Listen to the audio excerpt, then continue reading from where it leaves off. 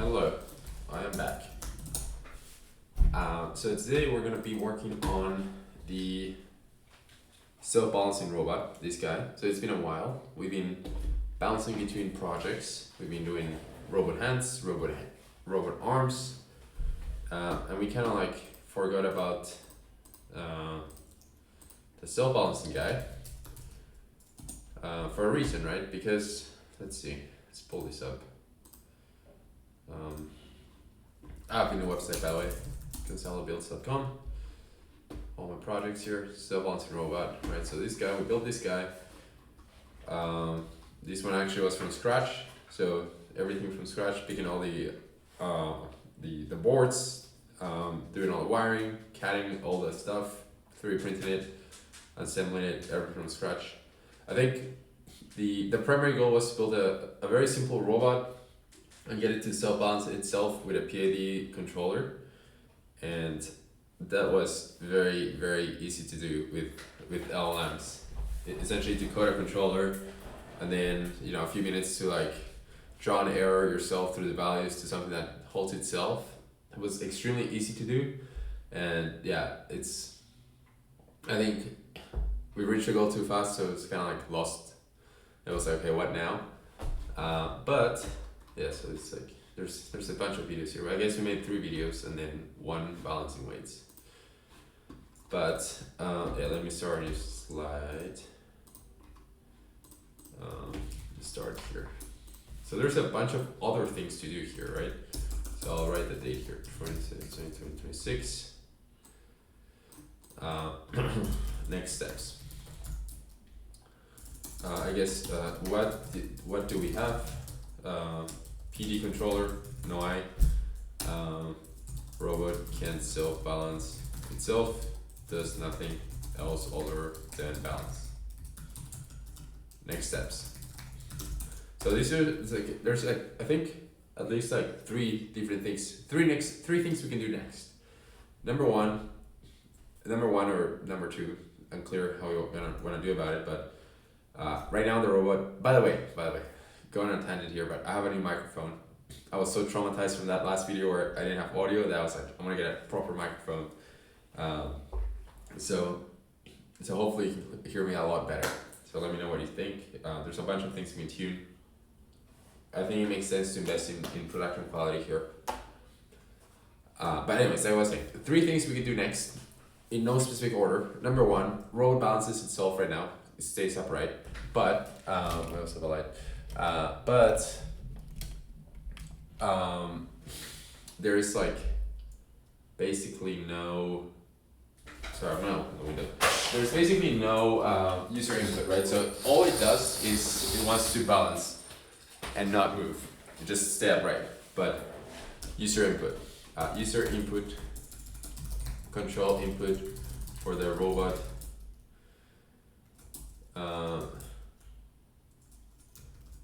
RC car. Basically, you can imagine like an RC car that you drive around, right? Drive around mode. So me as a user, I'll give it an input, tell where to go, and the robot has to both react to the input, but also stay balanced. And so that's something to do. And of course, we can achieve that either with the existing PD controller, or my next point, train a neural network controller to do the same job as the PD controller. And I've done a little bit of research about this. So I was last week I guess, I spent half an hour on this, and I'll show you what I got so far. But I was revisiting the OpenAI Gymnasium SP3 Stable Baseline 3, the work that we did a year ago or 2 years ago on the Rock Dog. I was trying to train a PPL controller, then an SAC controller, SAC agent. And so I think an SAC agent would be something good for a robot like the one we have, right? So likely an SAC agent. And so these first stage balance, second stage drive around mode, right? So we have our PD controller loop. We can train a neural network to match it, right? So that's one. Do these in sim first, right? So we'll do it in simulation first. And then last step, let's say deploy and then policy onto RP5, right? So that's kind of like one thing that we talked about in the robot doc. We never actually did it. We never actually trained an agent and deployed it on real hardware. This is a very simple setup, so I think this could be a good opportunity. So yeah, so I think that those are the next things to work on, and I think over the next couple days it's achievable. What do you think? So today, I want to start on the neural network stuff, just because it's mostly going to be software stuff. I think we're not going to touch the hardware. Quite frankly, I kind of like forgot how we set up the hardware, and I don't think there's good documentation on it. I don't think I created good documentation on it. I was looking around, I couldn't find a repo. This is robot doc. This is the hand. I don't think there's a repo for this stuff. So we'll have to figure it out. It's no big deal. We can do it, but I think I would rather do the sim stuff, and yeah, I just want to see if like a neural network is possible. Anyways,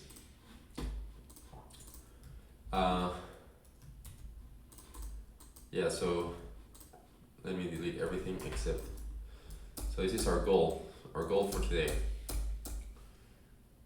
Train a neural to disable the PID controller using an SAC policy in stable baseline 3 and MuJoCo as our sim. Okay. So yeah, if those things mean nothing to you, I'm just gonna go through it right now. But essentially, I started talking. So I'm using Cursor right now, and this is all in my R learning repo. So this code is all public. And under MuJoCo, I made up May 23rd. That's when I was last playing with this. I didn't go very far. You can see there's a bunch of files, but I didn't go very far. Let me explain how I got here. I was using the planning mode on, or plan mode on Cursor. And I guess I'll walk you through a conversation. Oh, it seems kind of long. But yeah, I just said I want to model an inverse pendulum robot in MuJoCo. This robot has a body and 2 wheels, right? So just describing the hardware, because I didn't want to, because you could go through Onshape and export all the CAD and stuff like that, but I don't think we need all the details. It's essentially a rectangle and 2 wheels, right? I think we can simply model as a rectangle and 2 wheels. Oh yeah, just one step ahead of myself. Each wheel has a motor. I can input values for the specific purpose required. Just need to indicate. Yeah, just let me know, basically, me telling the AI, just let me know where to put it and what's needed. And then you can see here, it explores his thoughts. Yeah, and I guess I followed up. I want to be able to train an SAC policy to keep the robot upright and then deploy it on RP5 to control my inverse pendulum robot. Why I say it as SAC from the start is because I was doing the mountain car continuous challenge on the OpenAI gymnasium. Basically these, right? So there's 2 modes here. If you're not familiar, gymnasium documentation, it's like an environment, has a bunch of games you can use, very easy to get started training neural networks. And so you can try different policies and different parameters for each policy and see how it performs in different games. Anyways, one of the games is mountain car, where you can basically go left and right, and then you start at the bottom here of this valley, and then you gotta swing around, and then make it all around to the right, to the flag. And these environments give you a default, a nice observation space, nice action space, and then also give you a default reward function that you can use. So I just took that, right? And the discrete one was fine. I just brute forced it with PPO. PPO, proximal policy optimization, and it works fine. But once we go to continuous, right? So discrete means like you either go left or right, but continuous is you can accelerate to the right, but it's a gradient, it's continuous gradient, and then to the left, continuous gradient. And then I think there's like different penalties for how much acceleration you have. And so I couldn't brute force my way through PPO there. I tried pretty hard. I don't have a GPU or anything. I'm just training on a MacBook Air M2. I couldn't do it, right? So I spent like a night, 4 hours. Couldn't do it. Couldn't do it without changing the reward function. I didn't want to change the reward function because I felt like cheating. But then SAC had better results. And so SAC, I should know what all of these things mean. So I'm going to look at Soft Actor-Critic. An off-policy algorithm designed to optimize a stochastic policy by balancing expected rewards and policy randomness. I don't fully grasp what that means, but the way my layman understanding is like PPO, within PPO, I mean the proximal policy optimization, the proximal as in like the next step it tries is proximal to where it's at right now, so it's not going to try something crazy. Whereas like SAC is more flexible in terms of that. So you can learn things. I don't want to say learn things faster, but you can converge to a policy that solves multi-card continuous faster, like in less iterations, in less chapters, in less iterations, in less episodes. And again, this is a very, very surface level understanding. I want to expand my understanding, and this is why I want to start here. Anyways, this is why I was telling the agent here at Cursor, hey, let's do an SAC policy. And I think it makes sense for the most part. Yeah, so I told him, so yeah, it's the planning mode, right? So I told him I want to do these, and then it usually comes back with some questions. It's like, what's the scope for this first step? How should the body connect to the wheels? I ignored these questions. I kept giving more details. Should be an SAC policy. We want to play to R5. It asked more questions. What sensors, MuJoCo style, which MuJoCo model style do you prefer? I ignore that. More details. We can start with a simplified model, right? So this is just me giving my thoughts. We start with a simplified MuJoCo model, but let's make sure to write somewhere, maybe a README file, that as the next step we should explore adding more nuance such as friction. Because I remember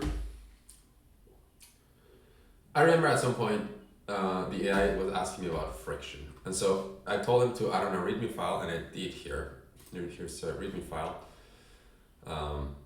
to add things to look for in the future.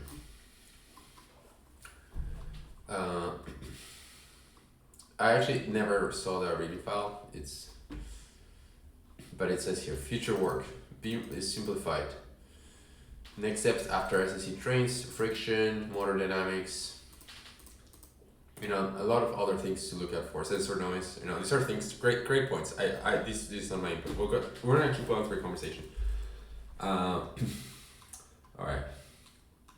And then it starts to create a to-do list, which is awesome. And then you can just click build, and it builds it. I didn't click build yet.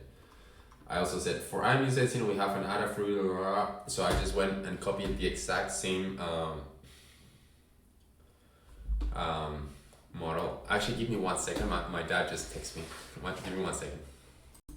All right, I'm back. Okay.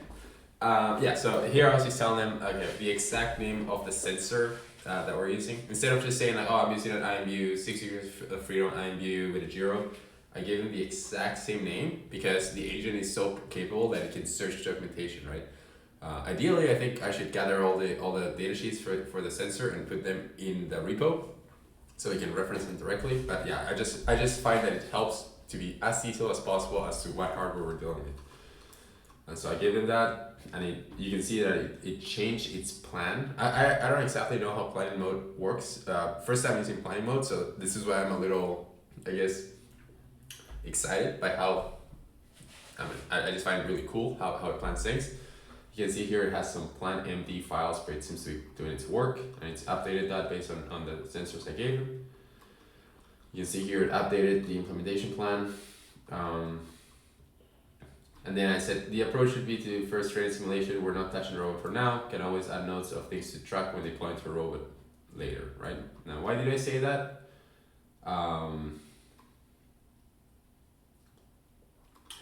Why did I say that? I think I say that because it started to talk about things like sample rate, and things that nuances that are important, And we will have to think about that as we deploy and we're dealing with real world. But first, I just wanted to get something working in sim. So we'll first train simulation, right? So it redefine the scope, and then can the training be done with SP3, right? So I wanted to specify how to train. Stable baseline 3 is a very friendly way of training models that we used in the past when basically, we're doing basic stuff like carpal, like training something in 2D to keep the carpal straight, which is basically what we're doing, but in 3D.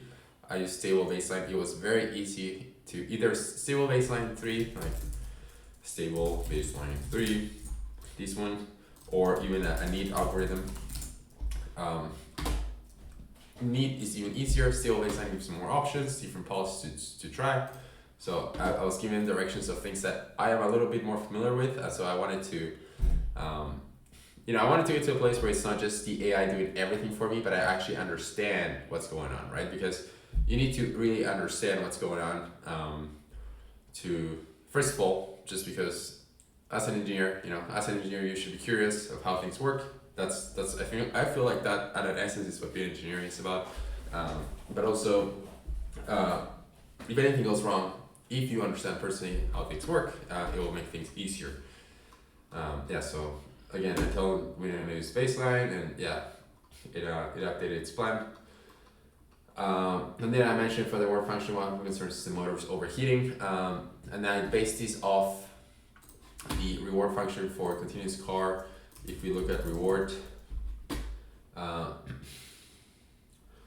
there's the reward function here.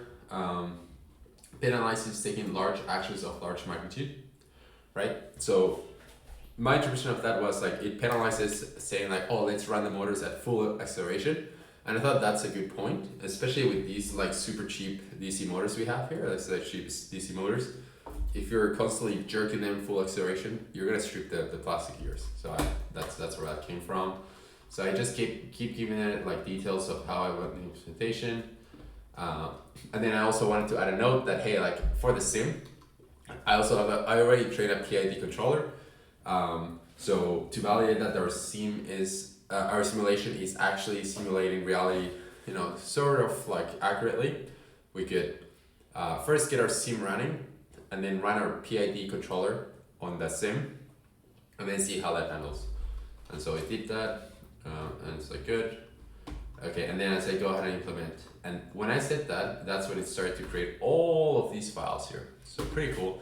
I haven't gone through all the files because as soon as we started to generate so much code, I immediately thought like, you know what, let's get this on camera. And so here we are. As you can see, it wrote a bunch of code, explain what's here, next steps, and then there were like some nuances. That was a mistake. Then I started to see like how it was running, and let's just run this. Let's see what happens. Oh, sorry. No such file. Oh. I made a typo. So this is what it looks like right now, right? So, sorry. Okay, little laggy. I should turn off the reflections.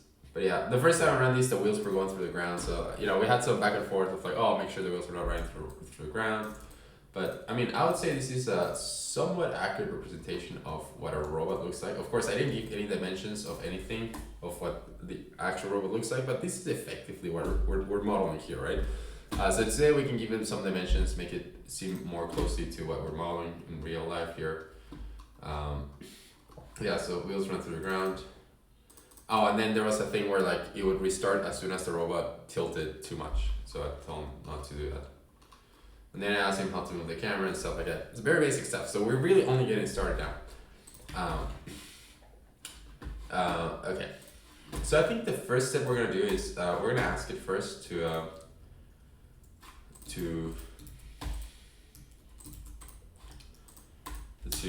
can we please turn off? Oh, sorry. And one more thing.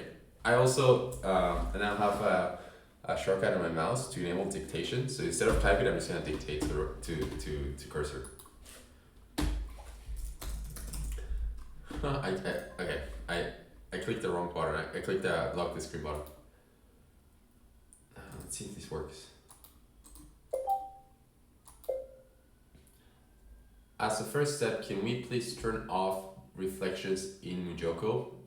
I am trying to save compute as I only have a MacBook Air.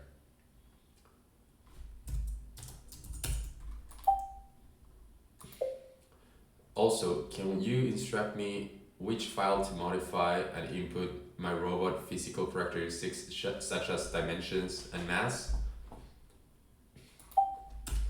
Yeah, so let's do, and then apply the next moves.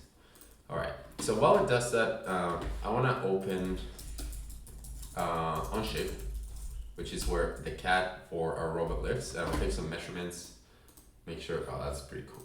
Make sure,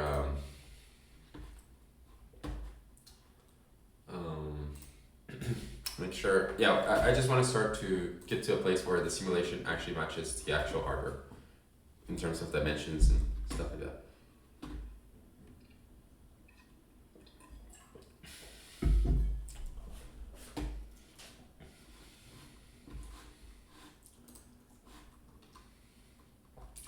Disabling reflections, camera, okay, so it's disables reflections, that's good. Okay.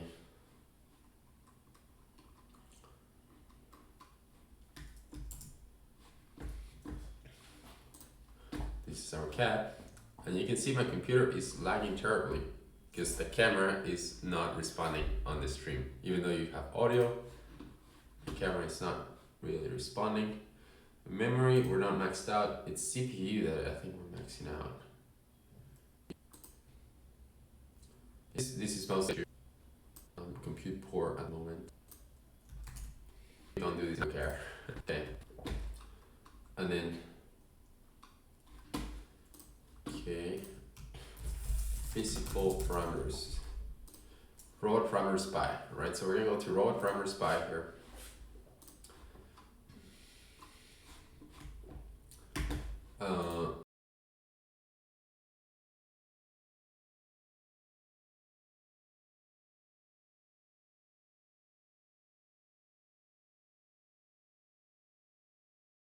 Robot half width, robot half depth, wheel radius, right? Things like that. Oh, I think it's running.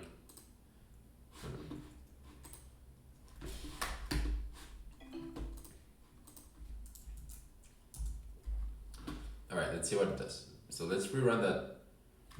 Same here. You can see our FPS is at 20. We're struggling a little bit.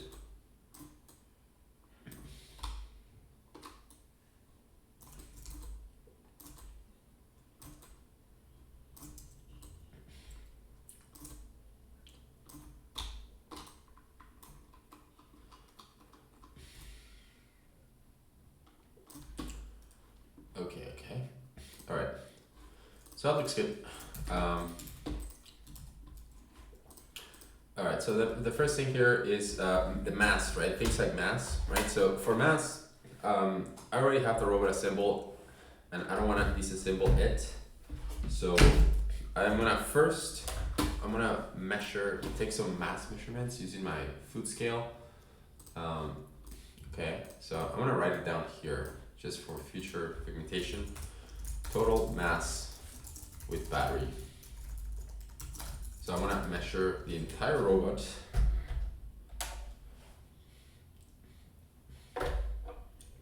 So that's 592 grams. 592 grams, actually pretty light. Mass, single wheel mass. So I have spare wheels. So a single wheel is 44 grams. Single motor mass. Now you don't need to know the mass. I mean, you technically do need to know the mass of every component, just because they all have different densities, right? And so you also need to what we really care about here is not just total mass, but also where the center of mass is, right? And so how can you calculate the center of mass of an assembly of multiple components with multiple densities. I mean, one way to do it is like measure each one specifically, you know where they're in space, and then you can use Onshape to calculate where your center of mass is. We could do that. It's just a lot of work, and I don't want to start to take off things individually and put them on. Plus, we have things like wires, right? So, what I'm gonna do is I'm gonna measure the heaviest components, and all the other stuff. I'm just gonna make some assumptions. So, the motor is kind of like not the heaviest, but so these motors are 25 grams. We have two. So now we have that. All right, and then what else is heavy, right? So battery mass, right? The battery is pretty heavy. Let me get my Allen keys actually, so we can take off the battery and measure that.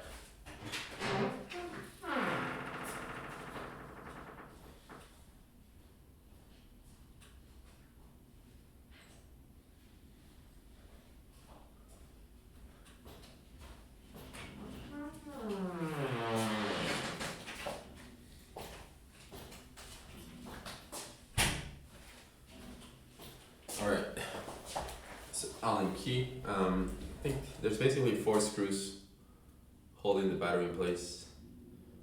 I never thought I would be taking it off often, because like the robot is made in a way where you could charge with the battery on board. So I just use screws to hold the battery down. But we do need to take it out to measure. So I'm just gonna do the 4 screws. This is big.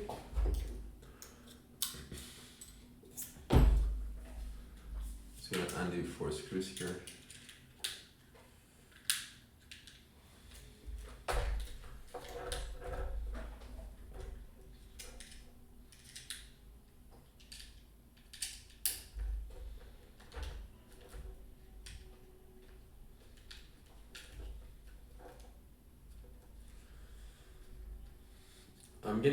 I've gotten lazy these days. I don't like taking those screws off manually anymore. I'm like, as soon as it takes more than 10 seconds to undo something, I'm like, I should just use the electric screwdriver. But I just tidied up my room, so the electric screwdriver is not handy. So we're gonna do this the old-fashioned way with our hands. 2 screws out.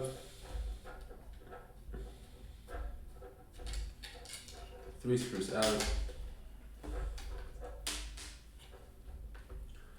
Then the last screw.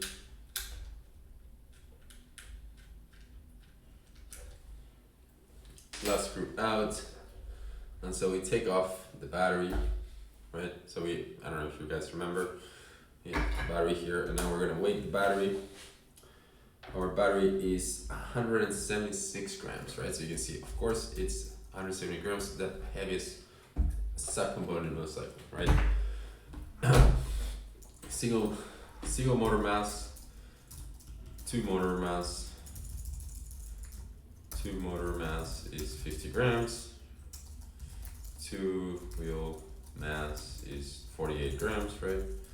And so rest of the robot would be 592 grams minus all of the above equals, I'm gonna pull out my calculator here. Boomer more calculator. 176, 48, 50, everything else weighs 308 grams. And that is 3 printed components, boards, wires, screws, all of that stuff, 318 grams. And I think with that we can make a decent approximation of what the center of gravity, where the center of gravity might be. So okay, we have that, right? And so now, okay, in robot params, I want to clarify one thing.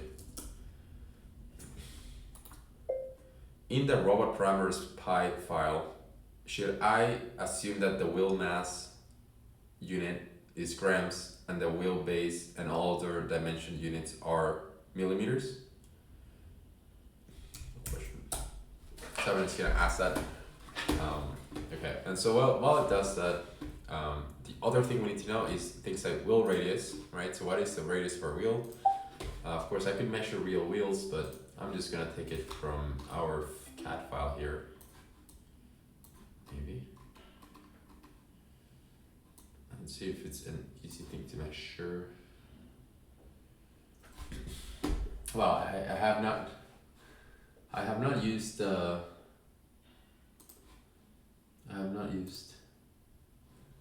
length. I don't want length.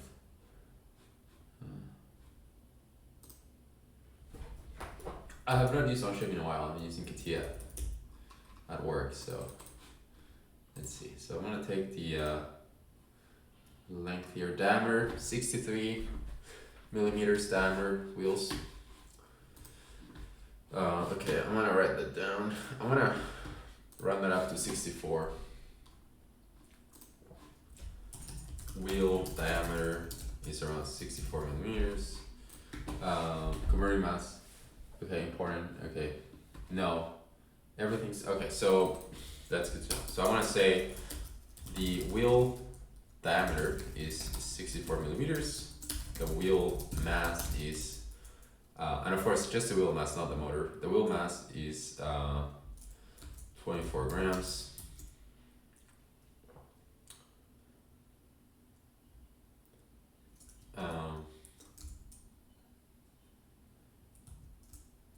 The body mass is, and so body mass would be everything minus the wheels, right? Body mass, everything minus wheels would be 592 minus 48, so 544. Yes, the body mass is 544G.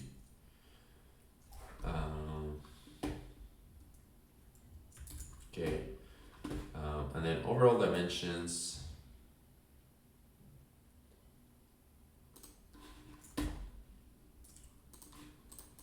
Now I'm starting to think, okay, let's start here. I'm starting to think I might have, just by trying to simplify things, I might have to make things a little harder.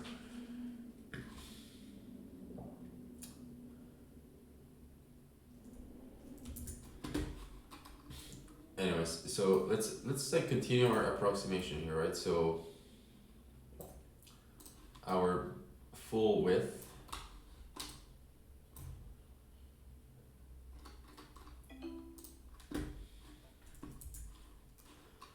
okay. I guess we want to know the wheelbase. The wheelbase is so okay. So the body full width is, so we measured 150. I'm gonna round these numbers up. 150 millimeters. Wheelbase is let's see.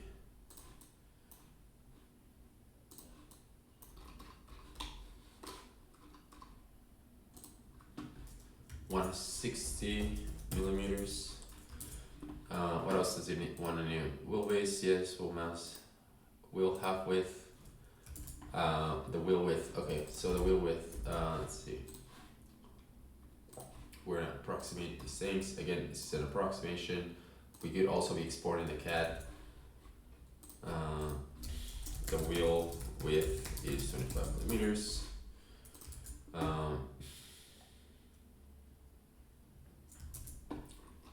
And then the body, it calls it depth, I believe is this dimension here. Our, in Onshape it's our Y, in automotive terms it would be our X, but body depth is 75 millimeters. Body height is, body height would be, let's say from here to here maybe, I don't know, 110 millimeters. How are you, okay, so let's do that. Okay, and then follow up. How are you approximating the center of gravity? Are you assuming it's in the perfect center of the mass, of the body? Follow up question. So it's gonna up now. I'm giving these. I'm expecting it to be updated. Yeah, it looks like it is updating. It is, yes, perfect.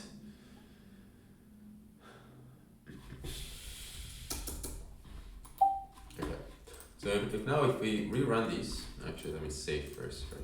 Yeah, save. If we run our pi here, the proportions of the simulated robot should be much closer to what we have in reality. Okay. No, it's not.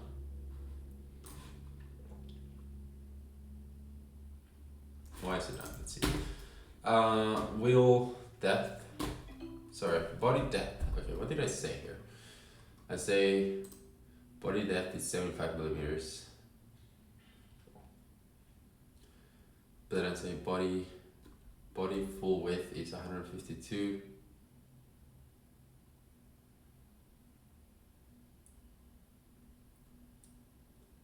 Okay. I mixed up body width and body depth. Can we turn these two values around? I could just change the code, but honestly, just kind of easier just to give directions. For the blue box only, yes, we treat it as a uniform body. Okay, so it's calculating the center of gravity as a full body. So if that's the case, I think I'm gonna reduce the height a little bit, but let me first see what that looks like.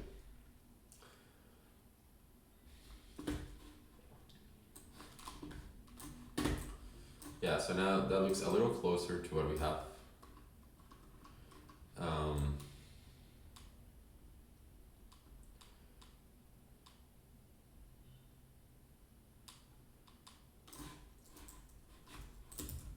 Okay, one thing. The wheel-based measurements I gave you were from the edge, the inner surface of the wheel to the next inner surface of the other wheel, not from the center of the wheel. So I'll just do the math and fix that. But now we're getting closer. The only thing is that our center of gravity, of course, is going to be off, just because in real life we have the battery at the very bottom of the robot, right? So that's done on purpose, just to lower the center of gravity. But so it should have now updated that, and so we can run these, and you can tell it thinks like, oh, fix the fact that every time I open these, like the window is tiny. You know, it's kind of annoying. But okay, so that looks much closer to reality. So I think we can get started here. So back to the README. Physical parameters, yes. Okay. Yeah. Do not edit, balance by hand trims. Yes, sure. Lighter run, yes. Validated with sim PID. Pour your tune into PID controller PID. Okay, so we made a PID controller. Okay. Controller. Okay, so if we run this file, the values we're going for here, tune these to match your hardware PID. KP theta, KP float. Okay. So now, what are the values of the PID? And we're lagging again. I don't know why we're lagging so bad, but what are the values that work for us, right? So let me just check my video, because I don't think I saved these locally. I think it's just on the Raspberry Pi.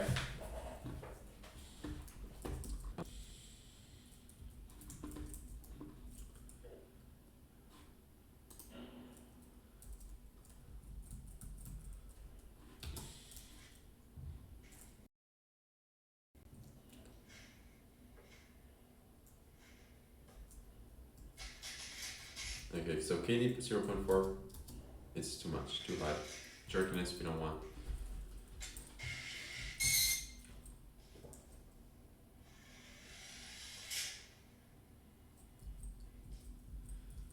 What was the ideal value? KP a little too high there, swings around.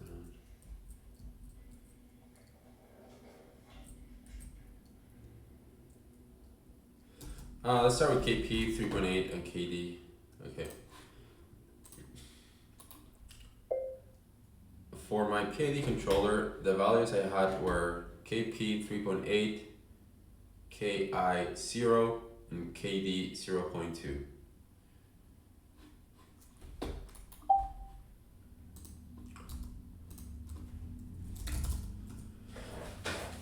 And it will update the PID controller file. Again, I could do it on my own. It's just I don't have.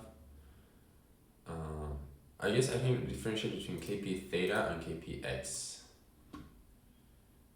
Although it did assume my KI was going to be 0. Maybe because I said it was a PD controller. Okay. I can get rid of theta. Okay. Then pitch angle. These apply to pitch angle 0, KI use or added later. Or I said 0 only. Okay. So now we can run UV run Python PID baseline pi and see how it behaves. It's actually not behaving great.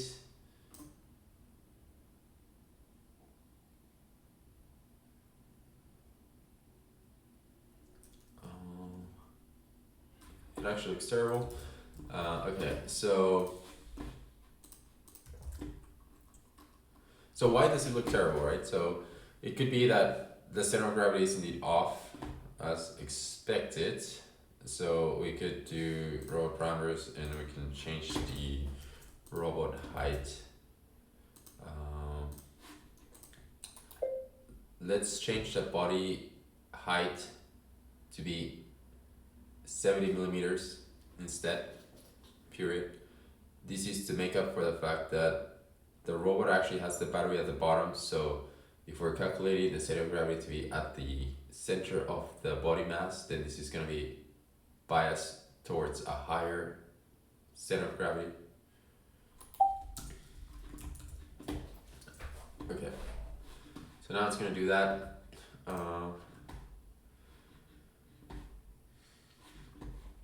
And then we can rebrand that.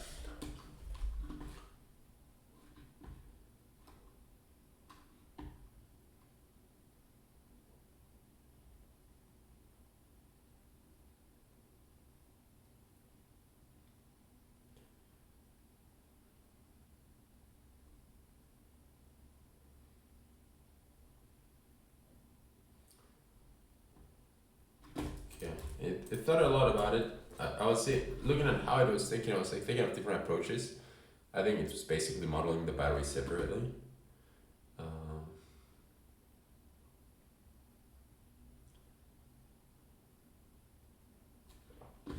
Okay, so it looks like now we have a mass center of height. Okay, so we could. So we could put the masses on MuJoCo, on Onshape and have it calculate a center of gravity that's more accurate. Let's see how we're looking at now. I mean, it still looks terrible.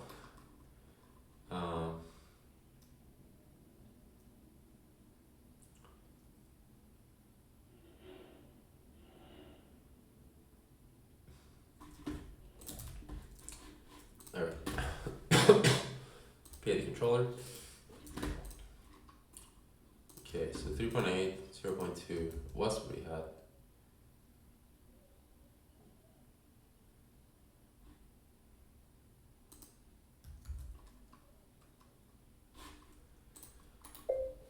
Looks like the PID controller values that I gave you, which work in real life, do not work in simulation. Let's think of reasons why this could be. Let's focus on the big ones instead of the smaller ones. Alright, so what does that? Yeah, so it could be a function of, it could be a function of like our center of gravity is off, or it could be a function of, there's just a lot of other nuances in the system that we're not modeling, like friction, I don't know, some modeling about how the motors actually react.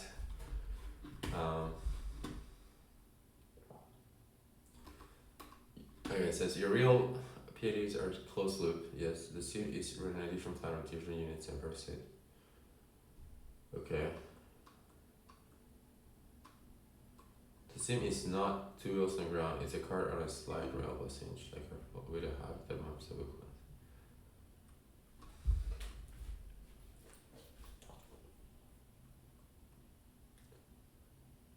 Gains that feel right on hardware are so wrong. You should expect to reach it in sim, not copy. Okay. On hardware, multiplies angles into PL into in sim, the same numbers go into clip.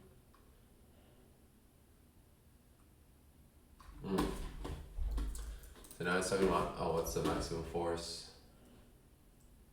on the motors.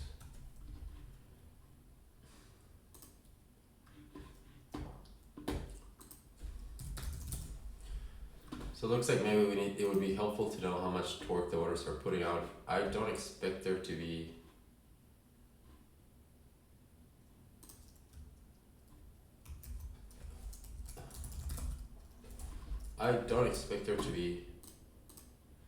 torque ratings for these motors, but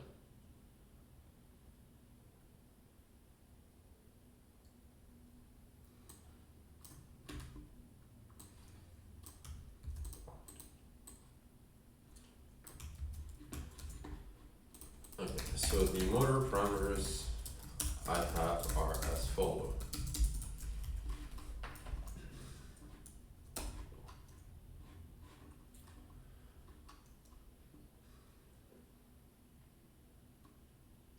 I mean, the thing is, we could change the parameters of the PID parameters to actually work in sim, and that's fine for PID, right? But if we train a model in sim, a neural network in sim, and then try to deploy it in real life, and it's not solving, those are not parameters you can tune, like PID values, right?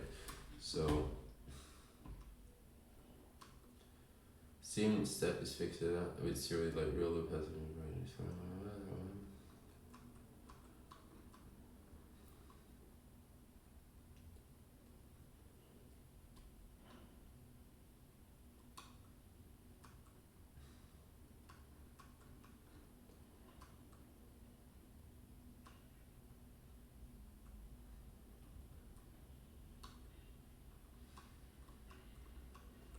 I'm just reading what it's thinking here.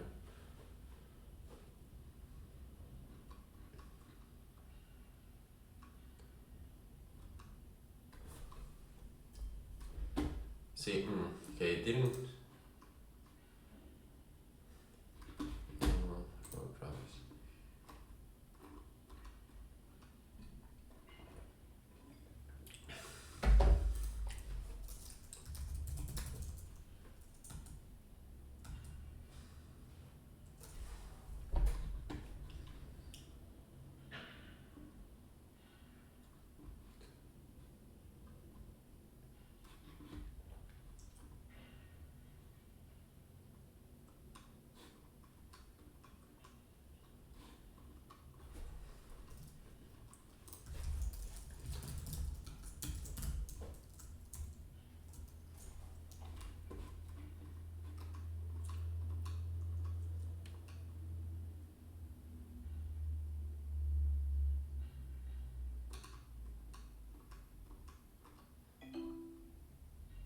The shit that does not give stall torque or stall current, that's right. That is correct.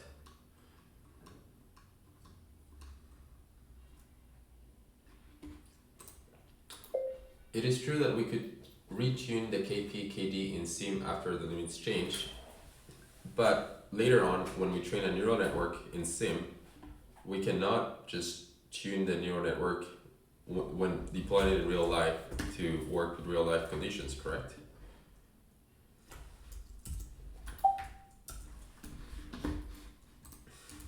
Well, thanks. It made a bunch of changes, so let me rerun this. I don't think that was useful. Like, all the information I gave about the motor is not really useful. I agree that we need to know the torques.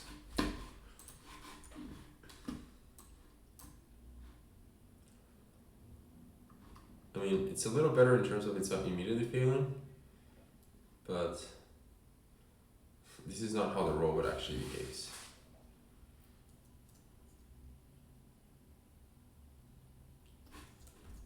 It seems weird because even when it's tilting, it should be reacting already.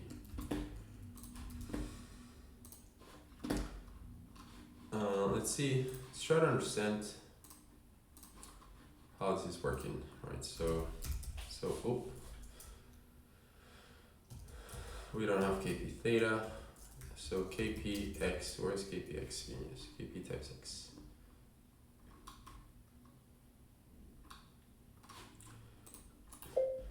In the PID controller Python file, it would be useful to understand what you mean between KPX and KP theta.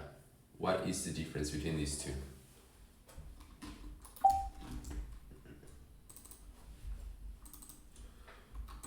Dictation doesn't work perfectly. I'm just using the Mac dictation, by the way. So KPX and KP theta. In my robot, we react to elements. So yeah,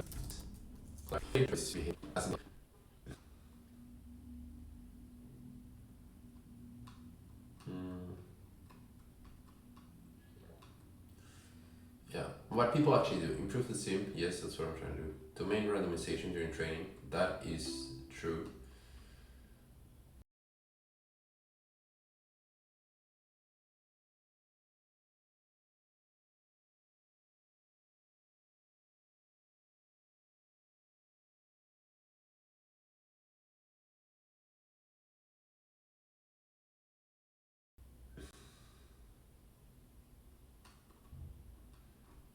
Yes, you understand correct.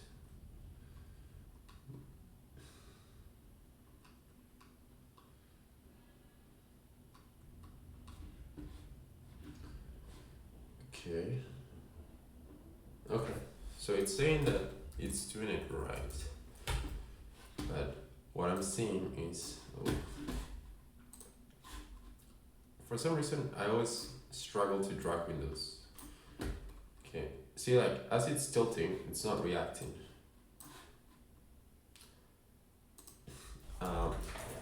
In the simulation, when I run the PID baseline by, I see the robot tilting slowly and the motors are not reacting in a way where the whole robot moves. This seems unlike to what I see in real life. I think basically what I'm gonna do here is I'm gonna increase the KP. I'm just wondering, I just keep this conversation going to see if there's one big thing I'm missing, but yeah, I just think we'll likely need to increase the KP. Also, we could also look for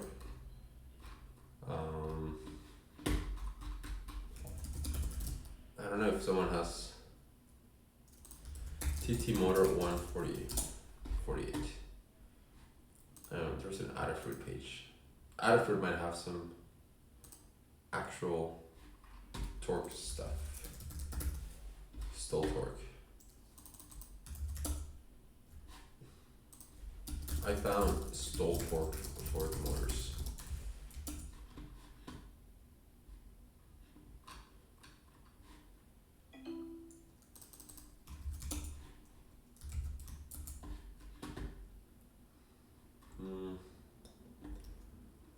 Okay.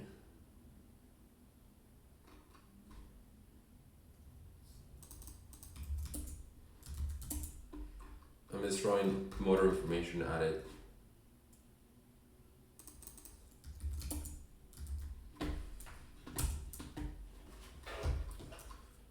Okay, so that makes sense given how this is wired. What's happening? Forward back our actions, slide control that, forward back, direct balance torque.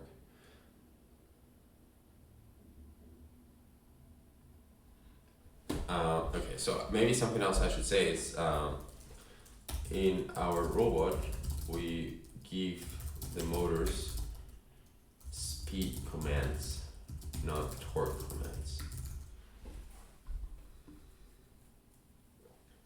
Right, so we give it basically the PWM to a very basic motor controller. There's no torque control. It's just like velocity, basically. Spin this way, spin the other way.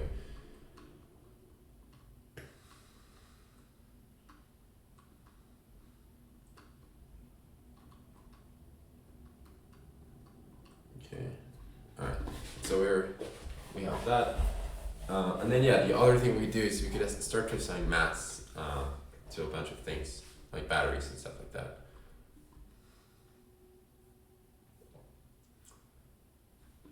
I think, let's see.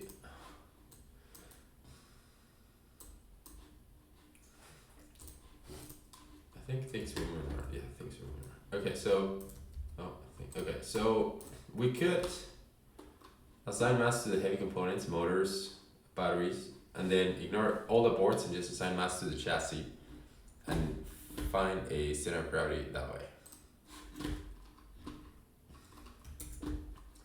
So, right, so if we go here, I actually have no idea here. Override mass.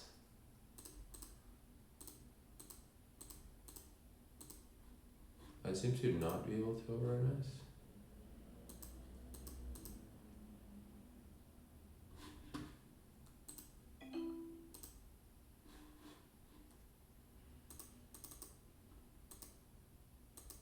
Why is this grayed out? Not sure why we can't override mass.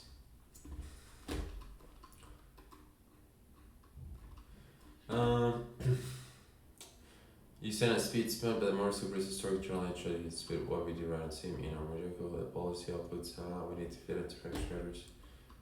Torque command, then speed command. How to make the same match your speed command. We should switch to actuators to velocity servos. To resume.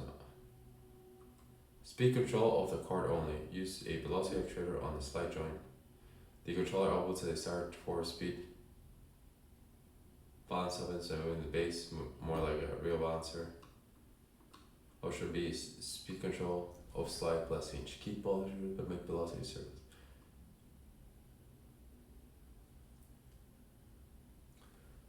Okay, convert to left right targets to back to targets at speed.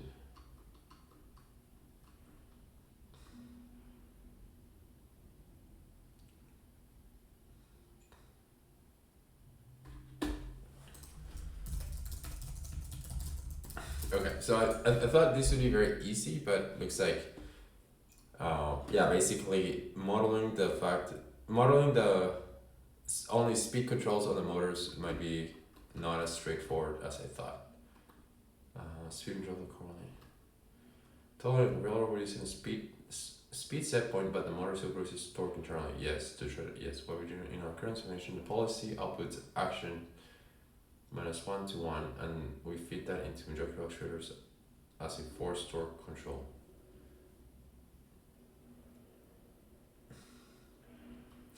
Yeah, so basically MuJoCo has to translate our speed commands to a torque, which is effectively what happens in real life. It's just that we don't have good functions to do that.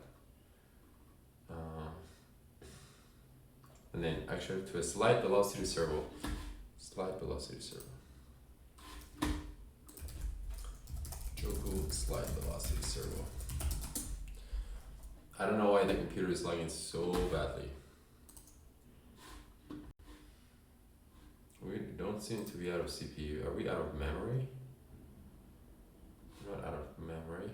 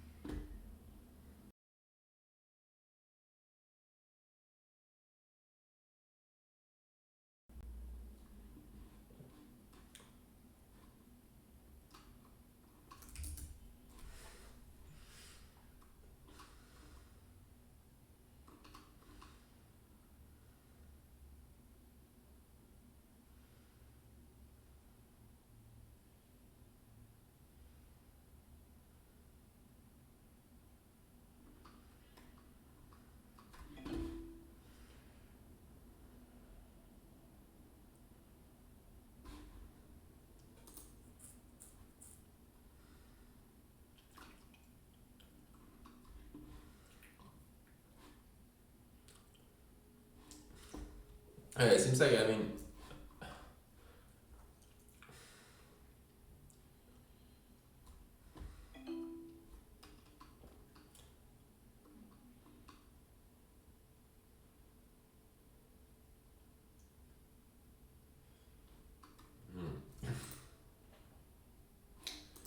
we're making a lot of assumptions here, or the AI is making a lot of assumptions for us.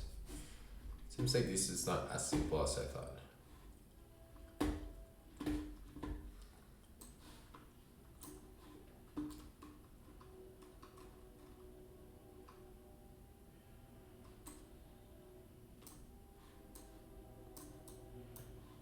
I mean, sure, that's perfect, right?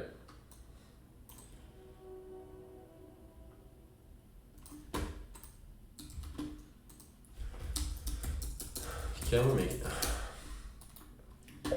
I need to be able to introduce a force vector by clicking on the robot in MuJoCo. Can you help me with this?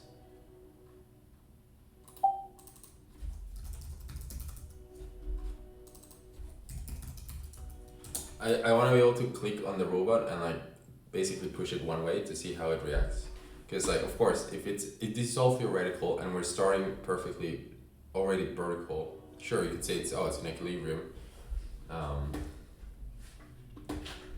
So we're not seeing much, right? It's either that, like introduce a little force vector, or start a simulation at a slight tilt and see it counterbalance that. I think both approaches could work.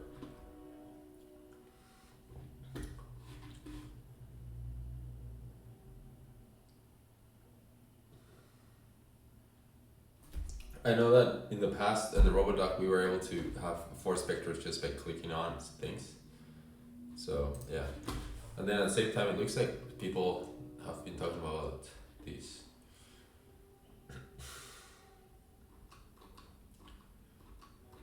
This is why I sometimes feel like it's just the best simulation. It's like,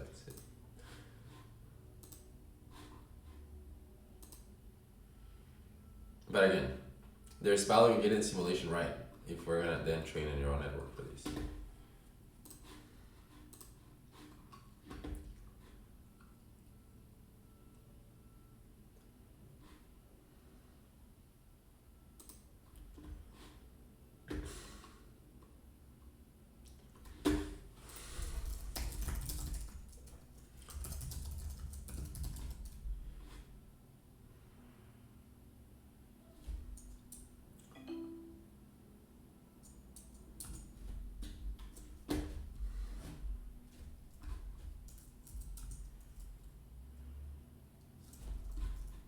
No, it's not working. What if instead of introducing a force vector, we simply start the simulation with the robot tilted 1 degree forward? Alright, that's the other idea I was talking about. It might be cleaner rather than introducing a random force vector. Not completely random, but just based on whatever my mouse is at. Oh, it agrees with me that's a simple disturbance.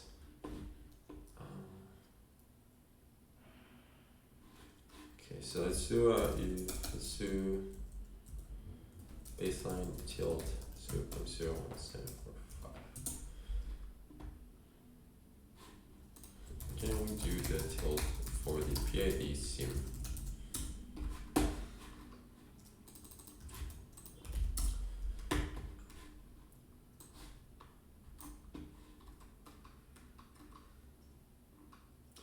Yeah, I mean, I introduced a tilt here on the watch one, but it's still not enough to throw it off apparently.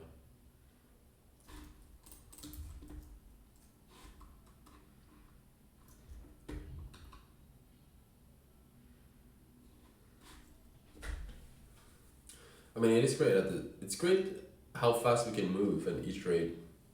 It's not great how many changes are happening that, you know, unless you take the time to read everything, you don't fully grasp.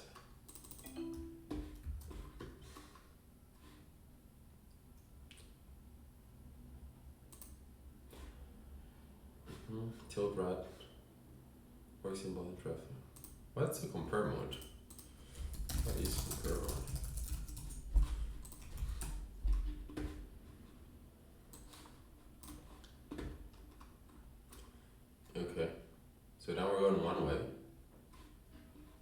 looks like it's not enough. Compare mode is the non-visual batch mode. Oh, I see. Let's do 5.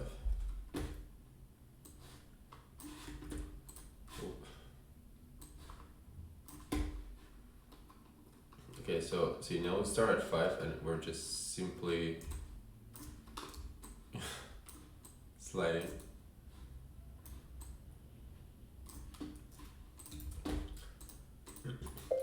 I started the PID simulation with a 5-degree tilt, and the robot is now simply sliding towards one side and not counteracting the tilt.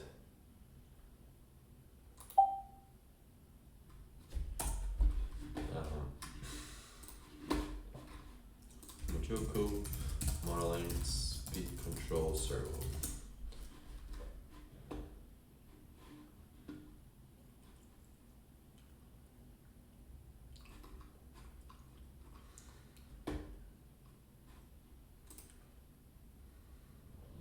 Zeroth Robotics.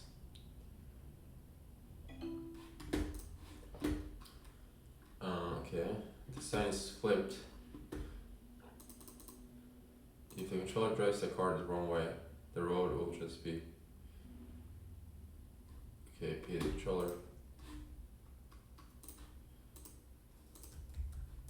Let's try that again. Because I already changed the sign. I don't think that's it, because if that was it, we would be accelerating one side. Yeah, I don't think that's it. Let's change this back to -1. If the sign was the wrong way, we would be accelerating as we start to drift towards one side, which is not what we're seeing.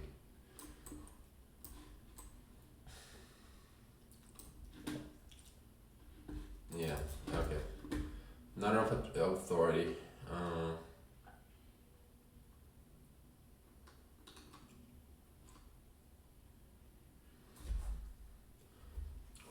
Cap on speed command.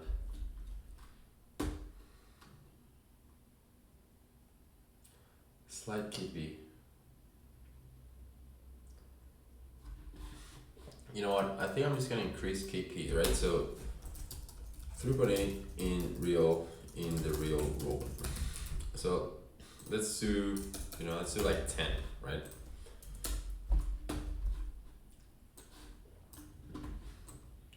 So what happened? Now we're going faster one way, right? We all agree with that.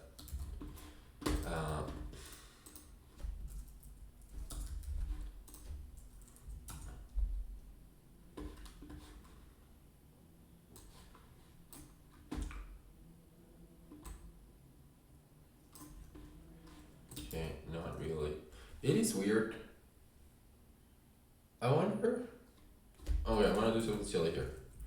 I'm gonna do like 25.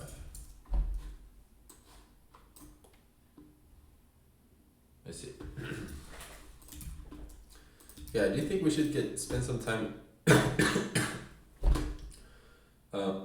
do think I should spend some time actually computing the real center of gravity. Circle to in the real robot. But I just want to see what happens if. Okay, maybe I overdid it here, but let's go to 10.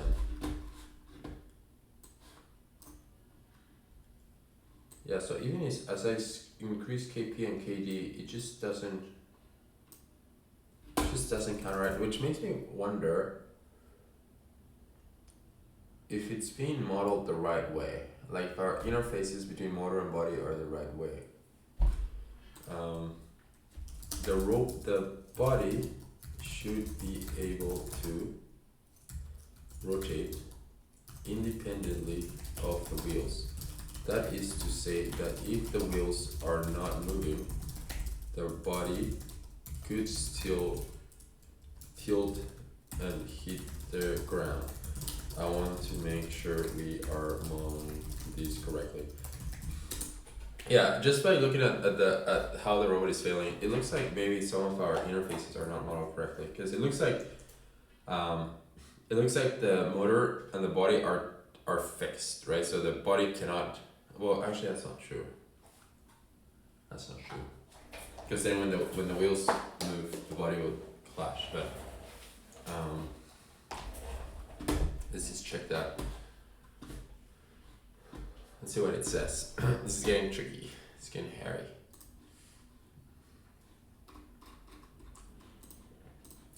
Yeah, because increasing the KP so much, you would expect to see a much bigger reaction.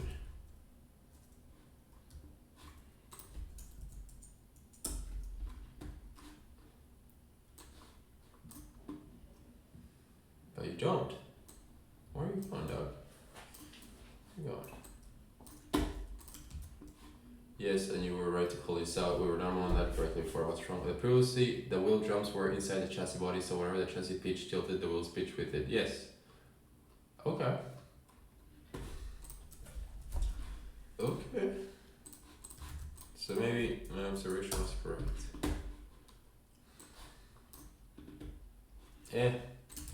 That's still not okay. So let's do what it's still. Let's do what it's saying. Let's do the watch one. You can run Python watch by.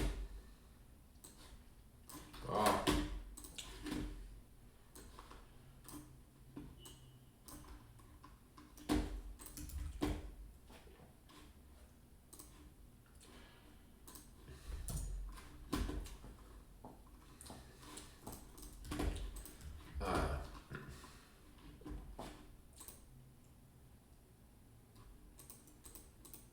Let's focus first on the PAD baseline model. The watch model is not really valuable for us. Okay, giving it a lot of homework, and then let's go here.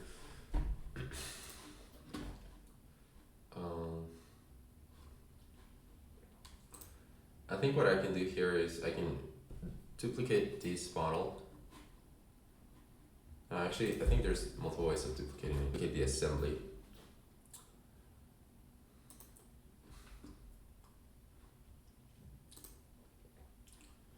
I'm gonna call this MuJoCo simple. And in this one here, I'm going to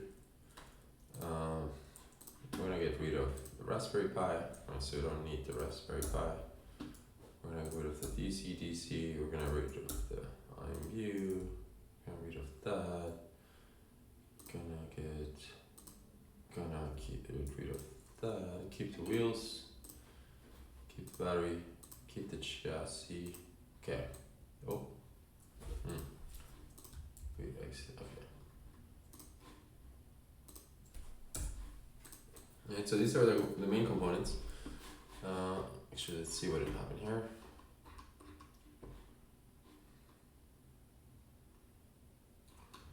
Agree, baseline is alright. The truth test, primary, yes, batch check.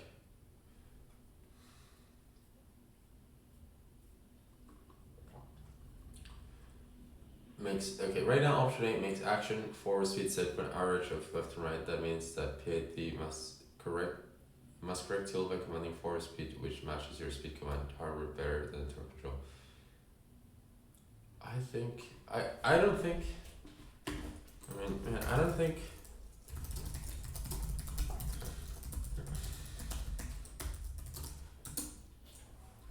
think it's a direction issue.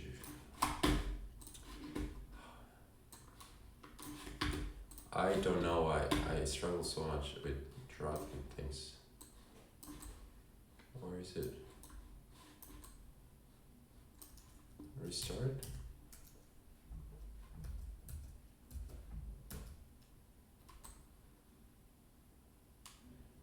See, I just don't see any. Okay, I should clarify that wheels can rotate in opposite directions to each other. We control them individually. Also, I do not think the issue has to do with the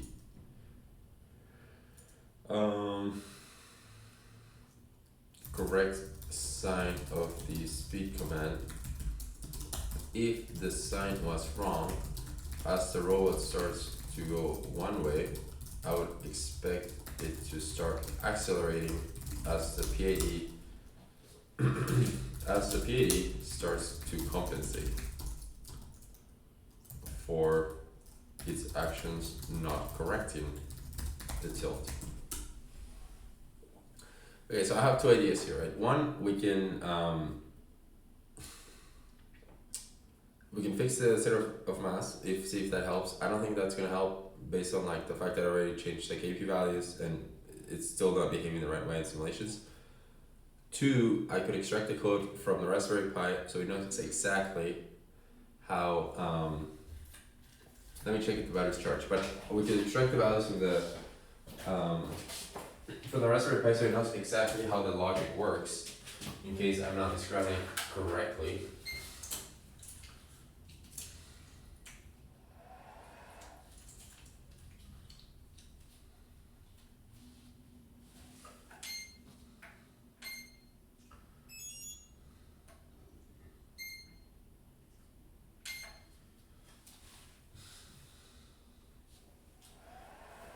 Twenty-four volts on a 6S. I mean, it's sufficiently charged actually, I could turn it on, but it's good a few minutes to put a little more juice in there, but it's basically pretty good state of charge. Okay, why is the drift even per example? Because everybody's velocity velocity servo makes the plant behave like I will try to hold this velocity down, I'll try to. The PAD controller is not attempting to hold a velocity, but instead its goal is to hold the robot at 0° tilt. This is what we should be modeling. Yeah, so it seems like there's a disconnect between, again, maybe I didn't describe it correctly. It's making a lot of changes now, but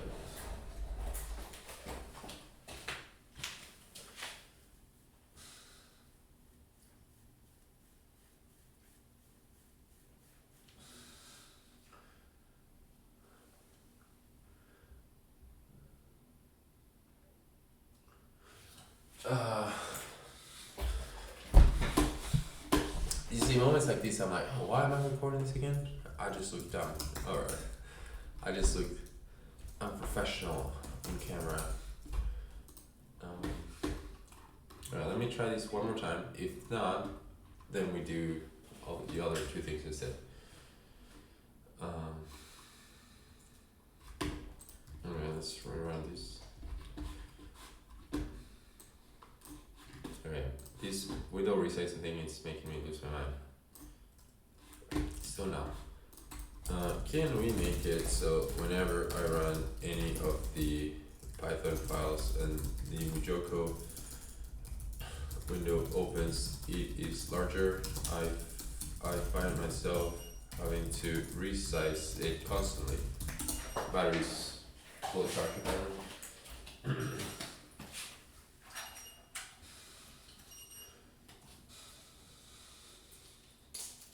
Yeah, so we can power the motor. I don't know what's going to happen once this is powered, by the way. I don't know how it's going to react.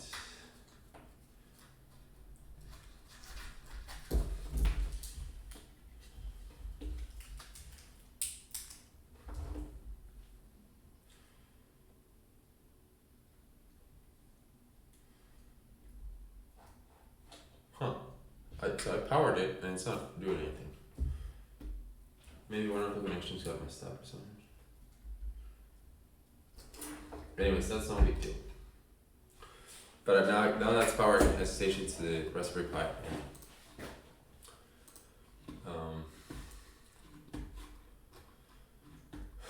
Okay. Why does repeat when it's still slide away instead of crashing? Even with this Lycra in our simple model, the only way to recover from this is actually the curve under the. If you saw the roofs, it's worse. Insufficient authority for the initial tilt under a velocity.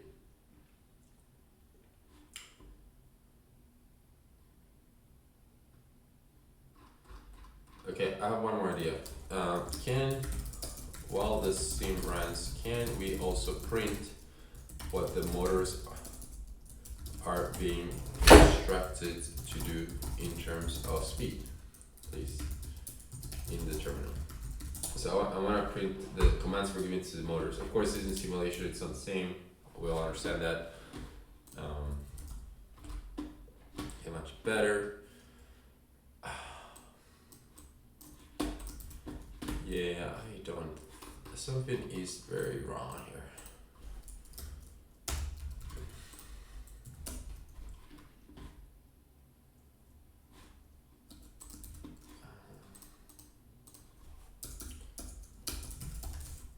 Let me go back to the real values here. And motor parameters, sorry, keep files, keep. Motor mass.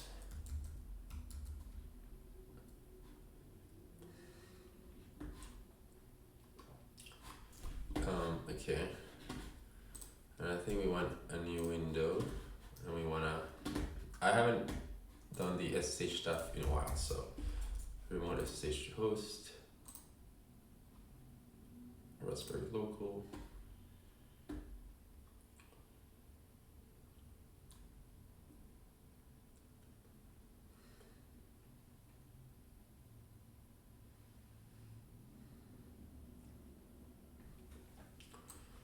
That seems to, I can't tell if that'll work.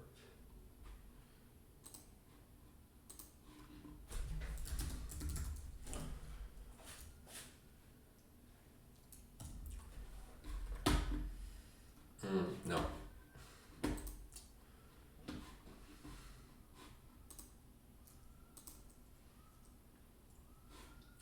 I mean,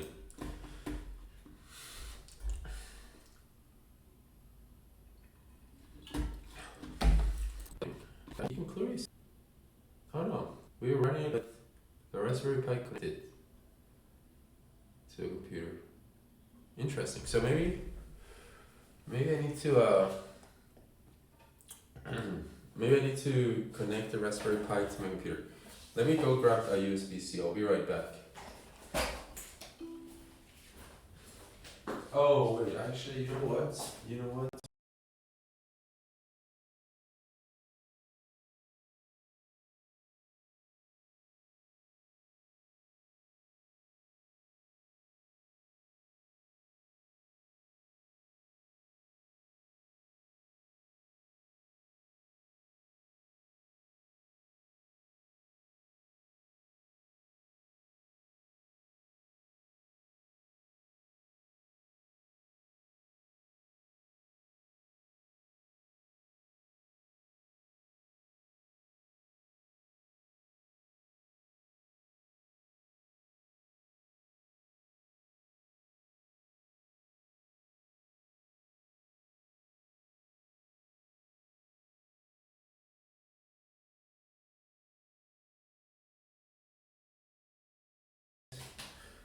I know what that black wire is. That black cable is not a data connection.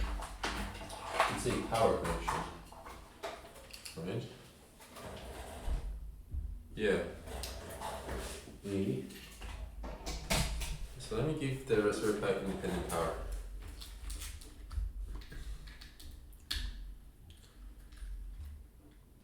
And I'm gonna power cycle this whole thing. Yeah, now the Raspberry Pi is green. So now we should be able to remote SSH to it.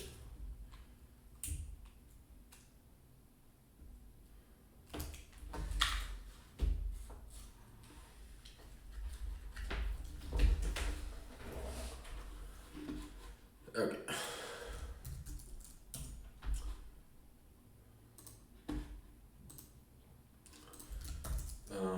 Remote SSH Raspberry local.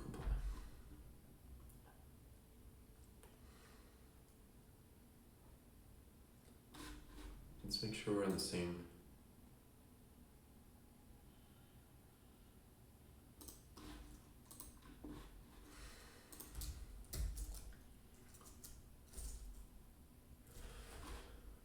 Connect to remote host at temp 1.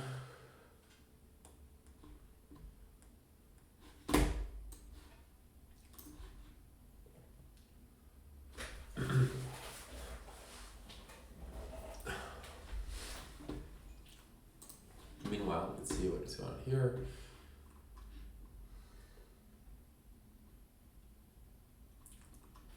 When reader, okay.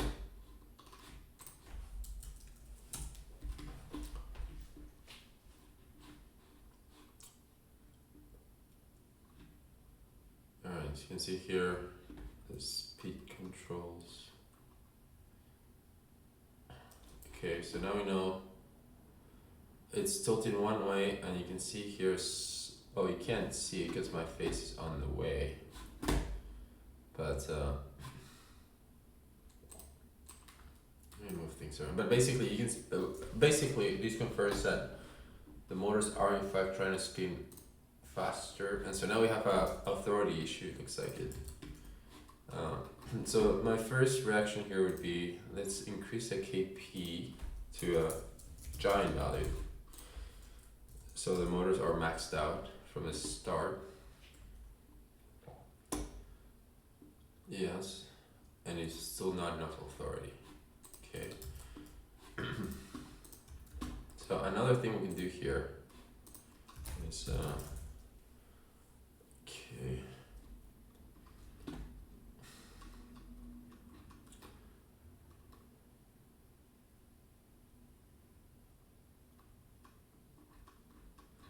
Yeah, I mean, I gave it up too much information about the motor stuff. Motor stall torque. Motor stall torque.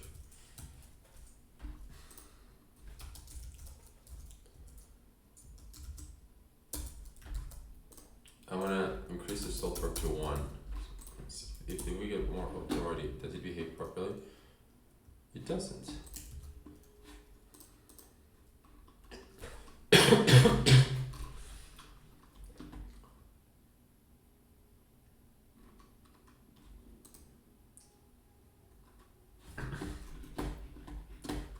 I still think something is weird here.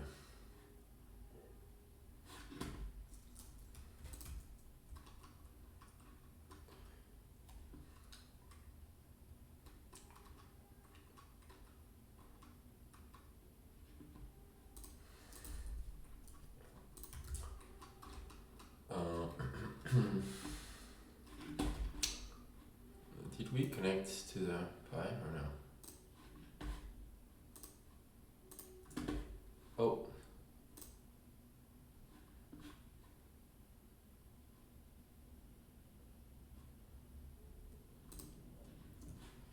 Sorry, looks like I neglected.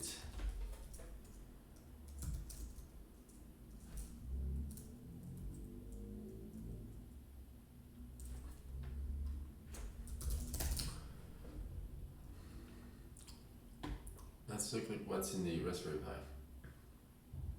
If anything at all. No, there's something for sure. Okay.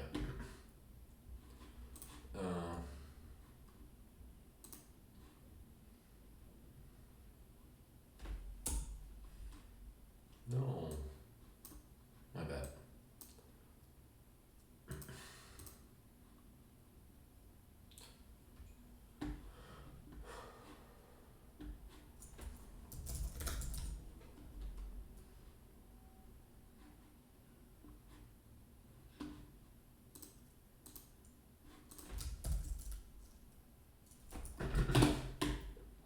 Sorry, I'm struggling to open the connecting to the Raspberry Pi, but that's a skill issue.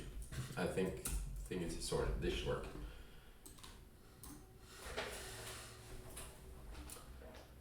And I'm just gonna give the AI access to it. And then if this doesn't work, I want to simplify how we're modeling the motors. There's too many parameters that I don't see how they're relevant. So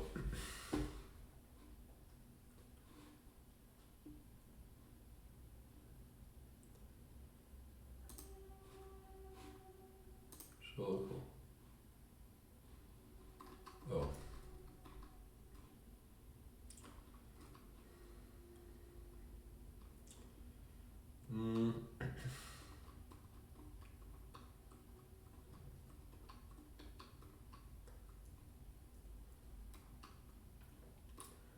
this is okay. So this one's called pi.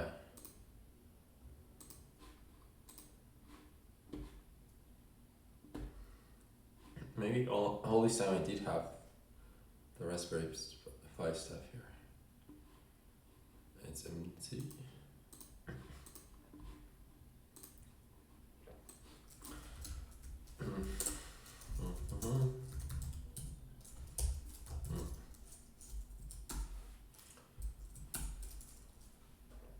In my mind, if I'm connecting to Raspberry Pi, it should be showing me. I guess it's connecting remote. Opening remote. I'm doing something wrong here.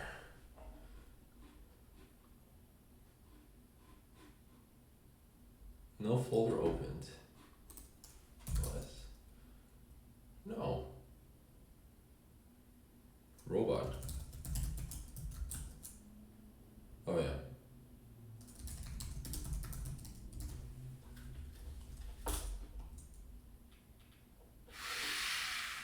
Okay.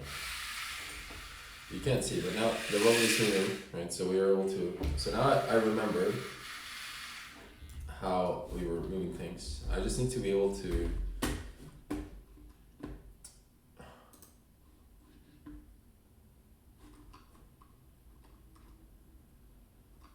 Where is it? Robots. Okay. So this should be this should give us the actual file. Yes. Okay, great. PAD Pi.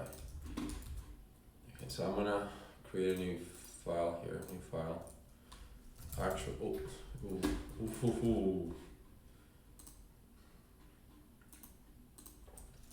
actual robot Pi. Okay. Please see actual robot Pi to see the actual PAD implementation in our robot. Are there any gaps between the robot's logic and how we have been modeling things?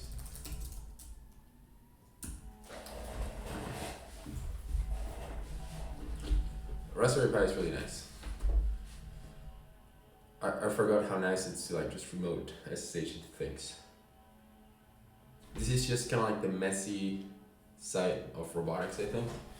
And of course I'm a bit rusty because like, I don't know if you saw, but last time we touched this was in November. So it's like 6 months ago basically. And since we've had a bunch of other different robots, so projects. While it loads, let me just take a look at what the actual values we had here were. So KP 3.8, 0.2. So we got that right. Target angle 2.5, loop time K. Anything on motors? I don't think so. Motor speeds, yeah. Okay. Oh. Okay. Here is a concise gap analysis between unbalanced control plan, real robot angle construct, complementary filter. Same either true joints. So here, which angle we balance on? The robot uses roll corrected robot, simple one hinge axis.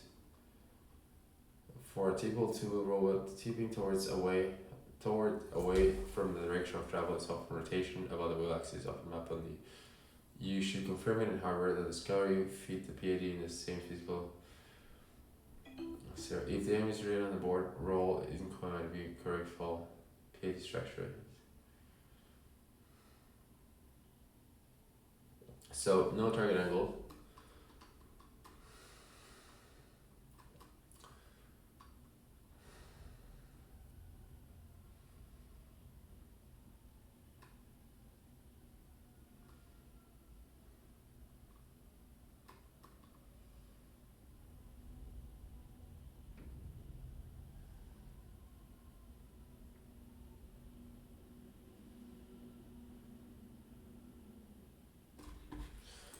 Okay, so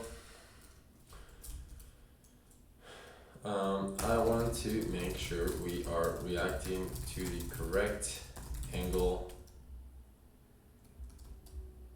on scene. axis of rotation are we considering? And is it the same axis as the wheels are on? I mean, these should be, yeah, let's just confirm. The answer should be yes, but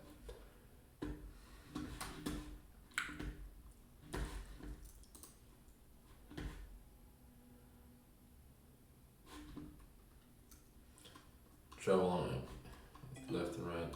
Yeah, it says X, but X doesn't mean anything to me unless you tell me clearly where it's. So yes, it's yes. How does this have distributes its role from on the rotation is about true X.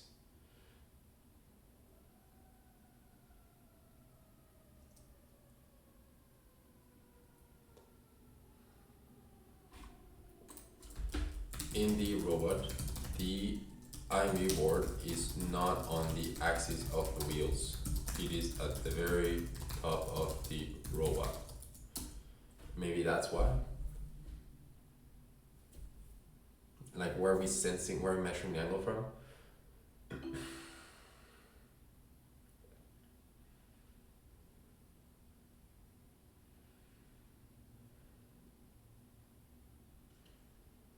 Okay, that's true.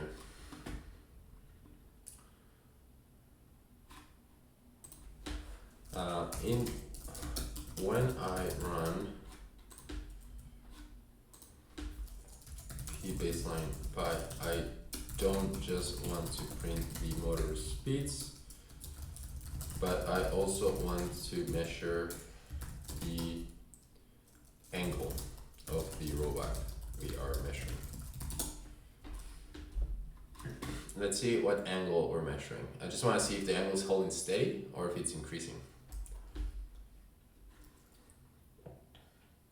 And if this isn't, and let's see what happens there, but if that doesn't work, the next thing is I want to simplify the motor function. So it's essentially easier to troubleshoot.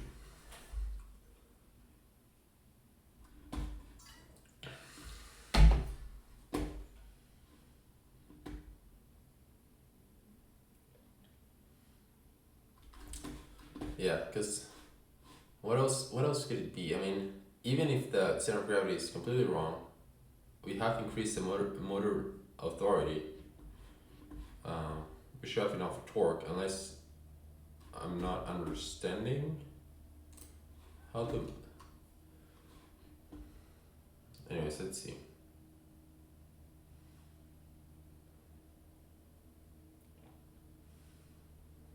Okay, what are measuring?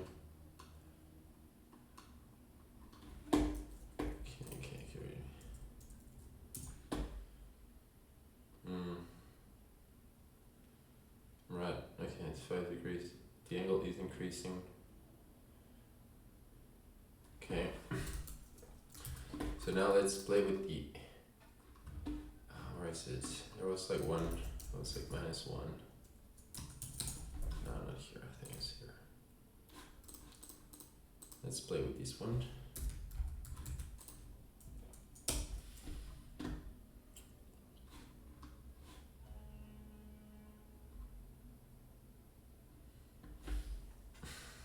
This might be an argument to get some more hardware. Is the computer getting hot?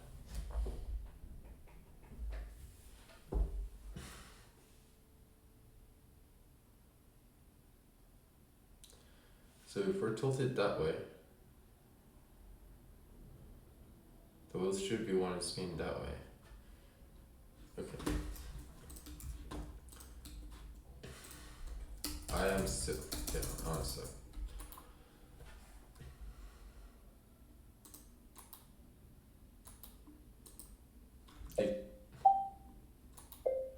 I'm still confused by the fact that our wheels are spinning, but the body is not spinning. So let's say that the motors don't have enough authority. How can we increase the motor authority in simulation just for the sake of troubleshooting?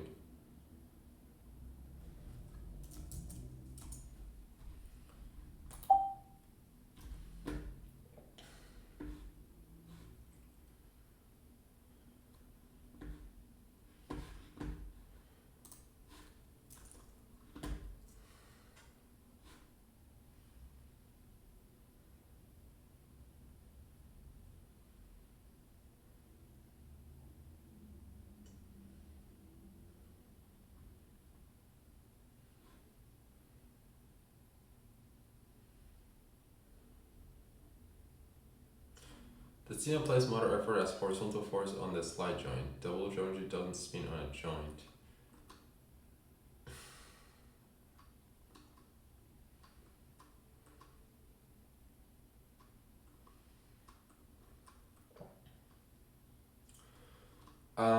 So the seam applies motor effort as horizontal force on the slide joint. Okay, when you say the seam applies motor effort as a horizontal force on the slide joint, where is this slide joint located, and is it between the wheel and the ground, or is it between the wheel and the body? The motors should introduce a moment on the body, not a horizontal force. Is this correct? Hmm.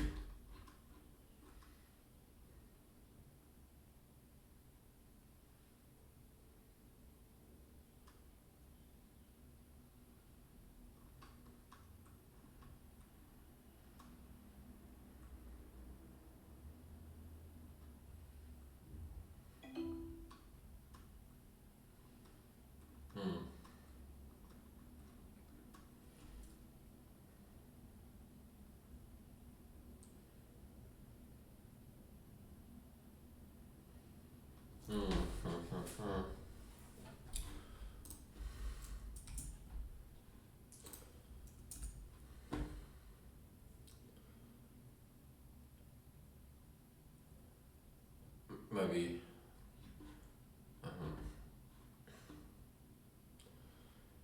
Okay, I'm not. I'm understanding. Let's see.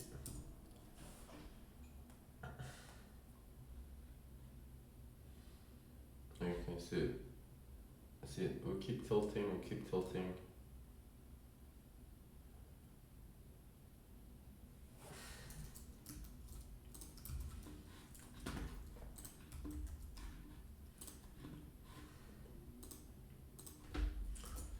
Let's get rid of this minus. Let's try that again.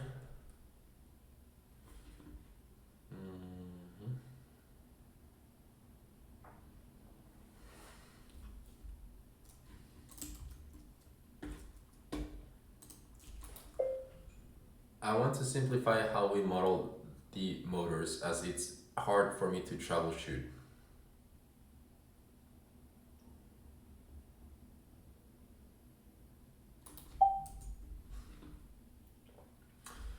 Yeah, I need to just be able to understand it, so I can play with parameters and see and understand how the simulation is working.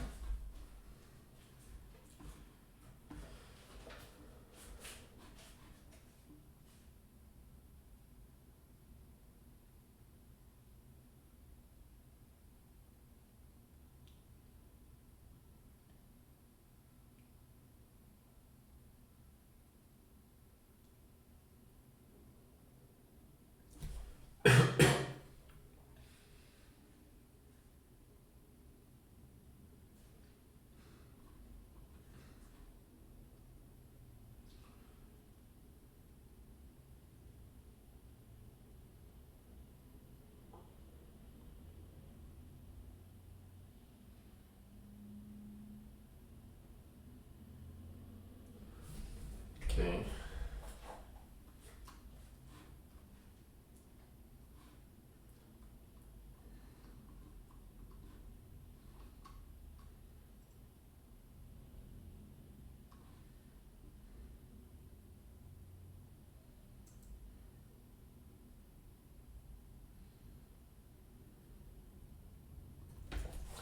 So we model as horizontal forces on the slide joint.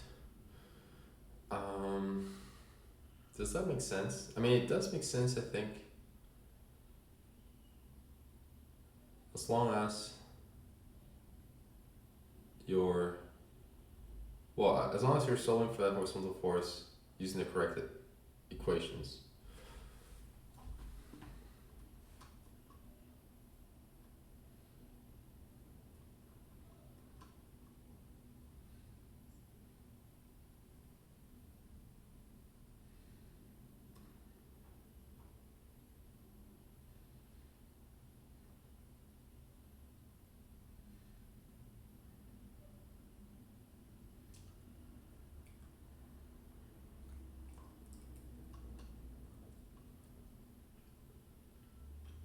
Actions were treated as desired wheel speeds.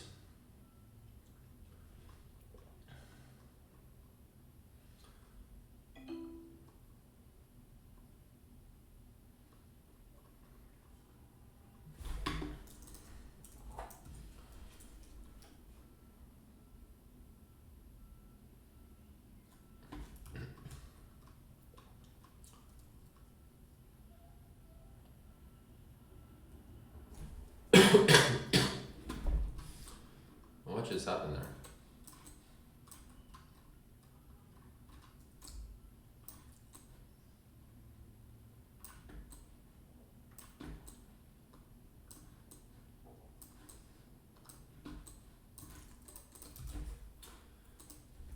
Can we make it such that the camera always follows the robot in this simulation, please?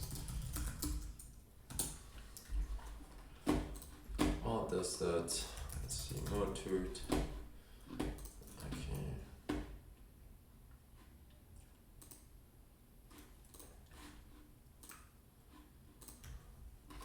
One more thing. Oh, actually, no. Motor. Okay.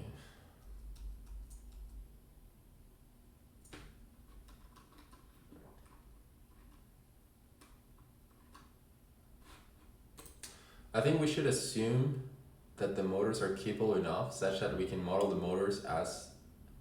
Okay, actually, I won't say it, but okay, I'll just tell you. I think we should model. I think in reality, like the motors are more than capable enough, so we should model them as, you know, we should just model them as having an infinite amounts of torque, as much as the torque as needed.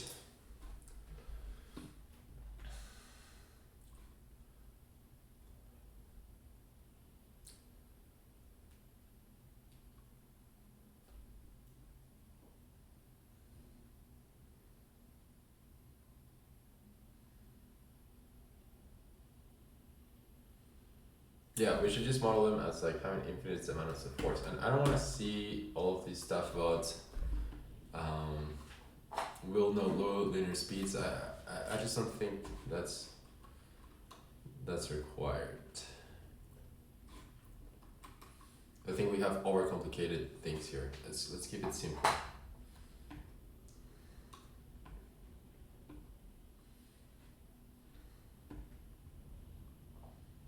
Wow, it's really windy outside.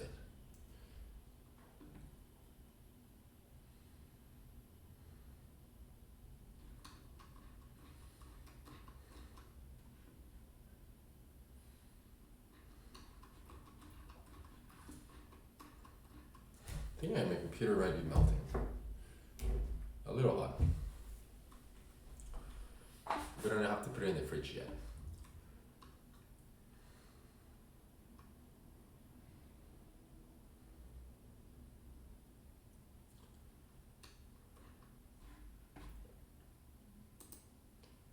Okay, I'll just add it to the queue. I think we are overcomplicating how we model the motors. Things like effective max drive force, motor node load speed, wheel RPM, motor node load linear speed, the gearbox ratio, these things do not matter. We should assume that the motors have infinite torque, period. In reality, the motors are more than capable enough to balance a robot. We are never running full speed. For simulation purposes, let's just assume there's enough torque required and model them very simple.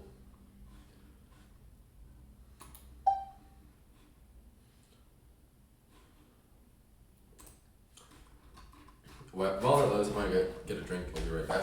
It's gonna keep thinking.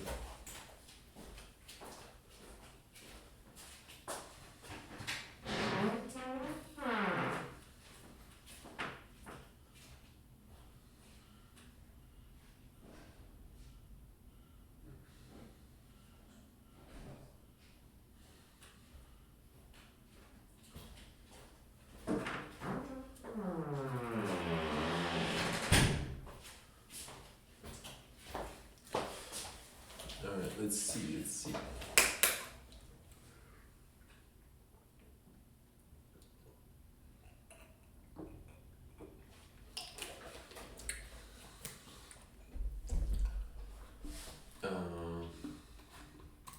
Actually, while it does that, the camera should now trace the robot. Let's see it. It does. Great. Okay. It hits a wall there because I think the simulation space is limited. It's bounded.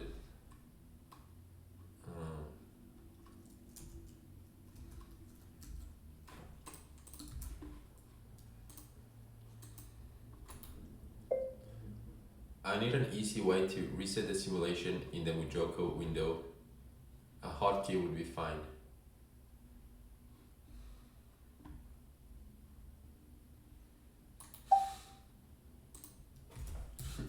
A hotkey would be fine.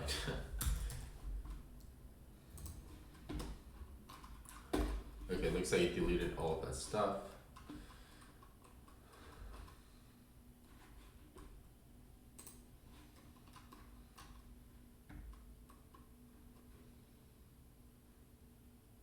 Okay, I should have been more specific for the and bounded better. It's like it just went all over the place.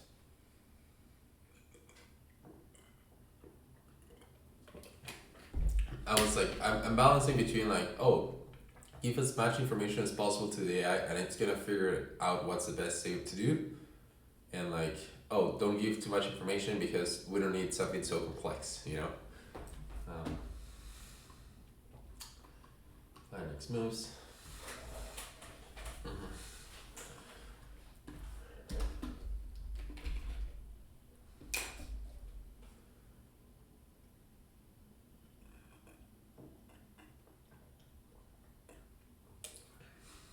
The extra space.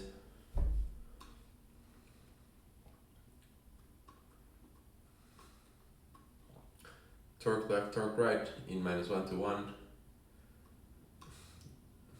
Mean default at full command.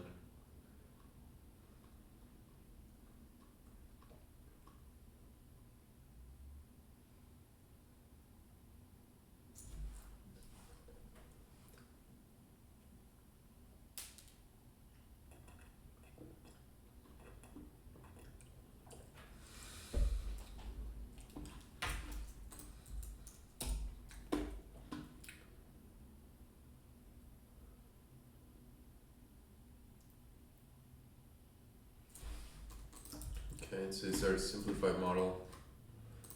Let's go here.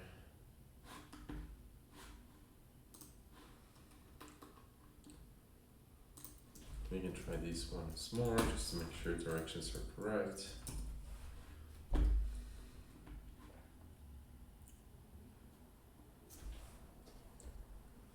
I still just don't see the body moving, you know? The wheels are spinning, the body doesn't move.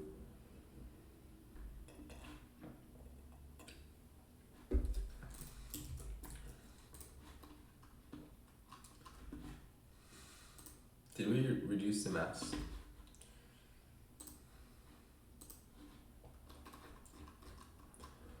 Body mass.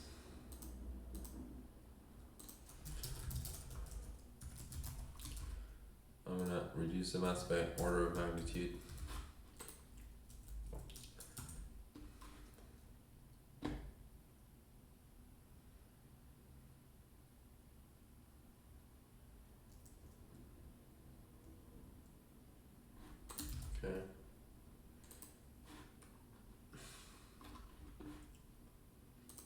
Did we? Oh yeah. See, so what we were looking at there, it's more like it would be funny if it all comes down to like, oh, you just were lazy and didn't set the right center of gravity. Too jerky. Alright. So reason the mass by an order of magnitude did terrible things.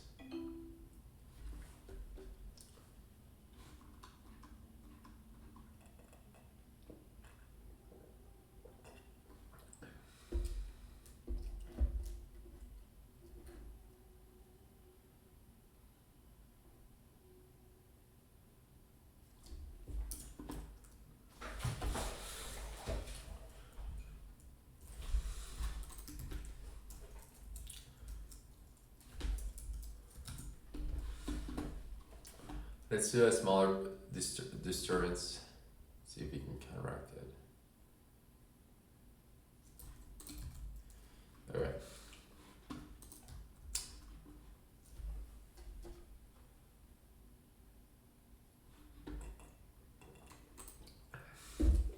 Backspace should reapply.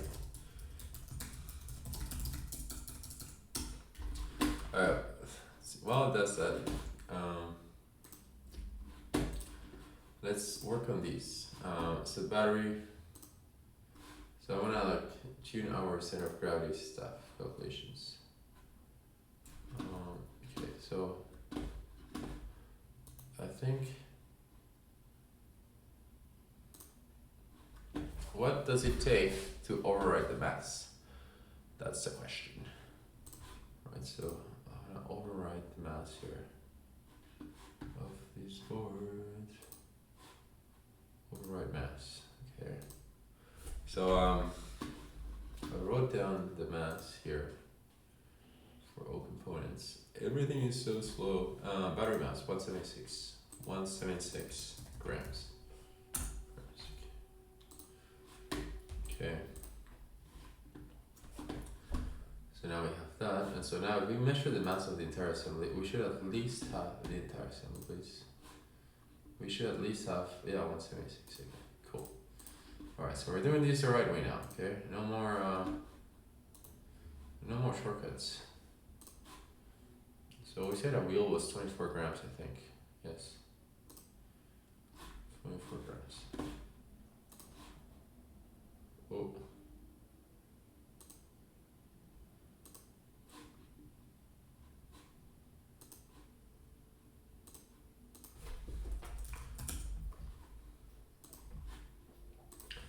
And then a motor is 25.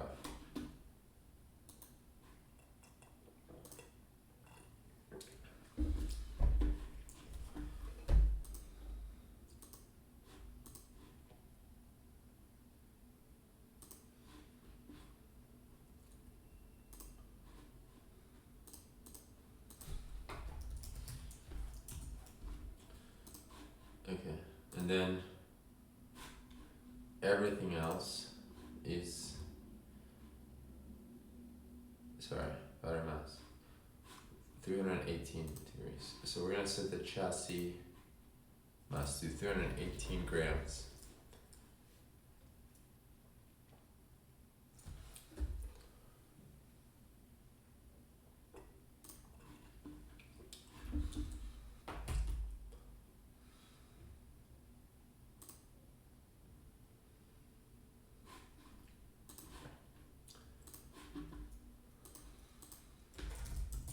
If this works, I have learned a valuable lesson.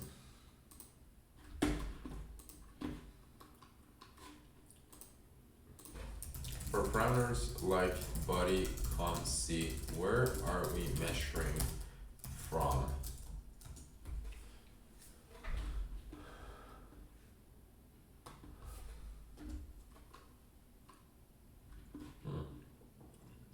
It says right there, above wheel axis.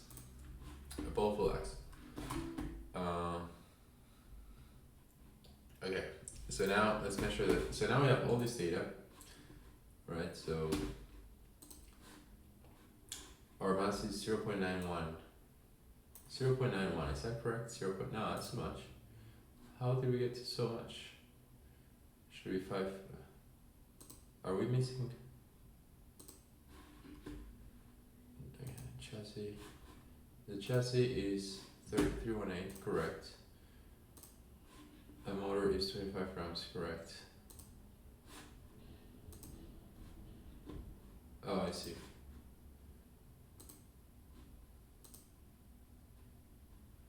I'll do the chassis here. Okay. Yeah, this is our simplified model. The whole thing should measure 500 grams basically. 560, 592, I think that's right? 592 is correct. We can see our CG there. Can we measure, oh, what is this? Is this our origin? Yes. Can we, our C axis, ZC 146. No, maximum of inertia. No, center of mass is 5.7. Okay, let's grab this number, right? And then we measure wheel axis, roughly this guy to here. And Z is 18. 18. I'm gonna do the math by hand. Not gonna rely on AI anymore. 18 plus 5.73472. 23.73.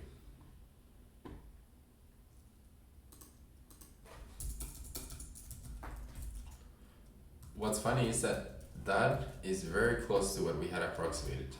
Very, very close.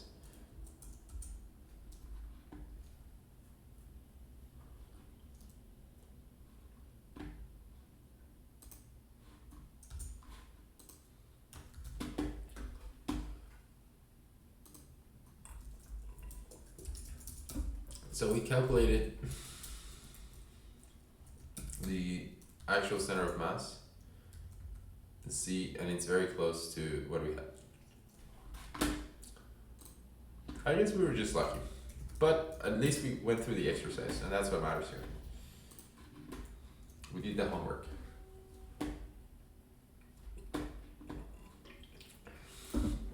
What's the initial data? PID baseline.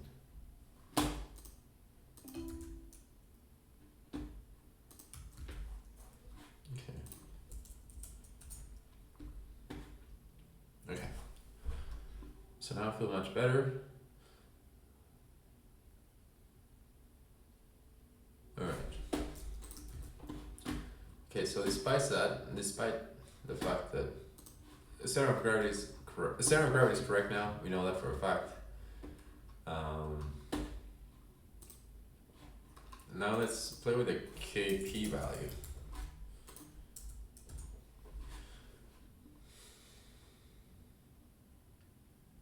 I know this is not the right thing to do. I just want to know that the simulation can make sense if required.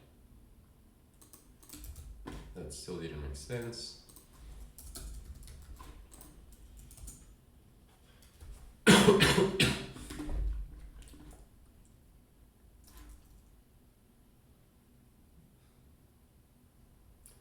Motors are maxed out. We continue to tilt, not enough authority.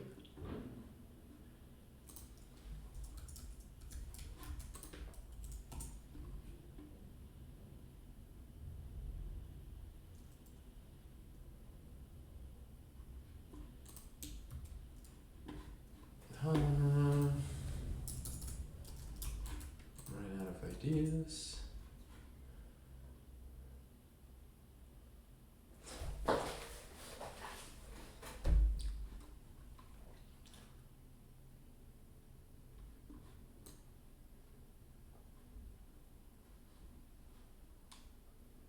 Okay. That doesn't make sense. Does not make sense.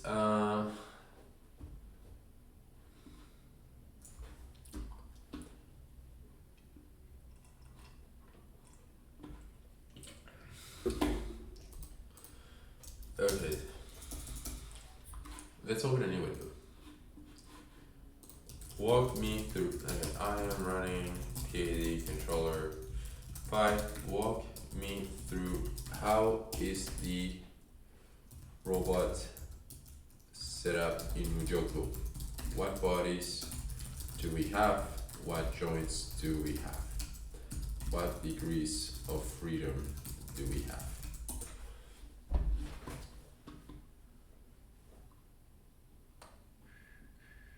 Something is wrong, but now I can tell you it's not the center of gravity, right? We've ruled that out. We have simplified the motors, so we should have enough torque in theory. Now I just want to make sure the joints are correct.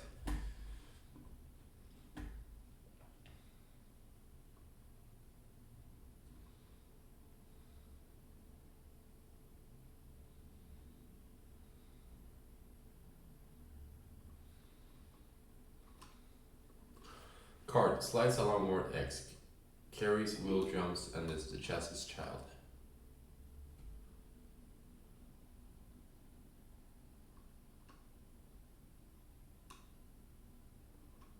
Child of cart pitches on a hinge.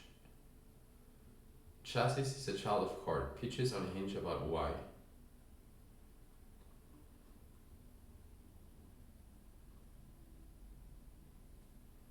So really the wheels are just decoration.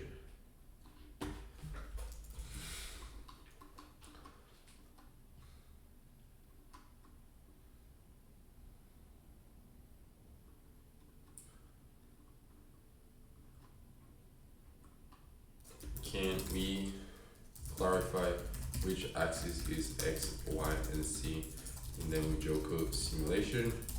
Perhaps by adding visual indicators. Also, let's do that first. Can you confirm that the wheels are essentially shown as decoration? In reality, it's all about the, let's use the right words here,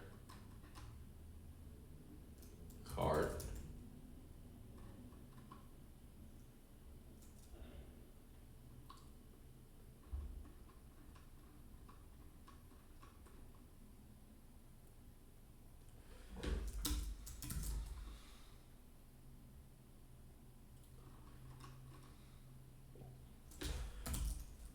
If the cart can only slide in X-axis and the chassis can only pitch in the Y-axis,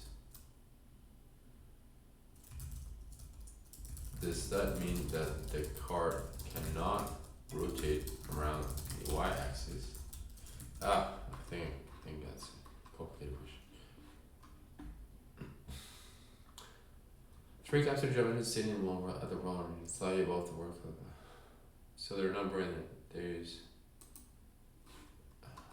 visual indications. Okay, let's see.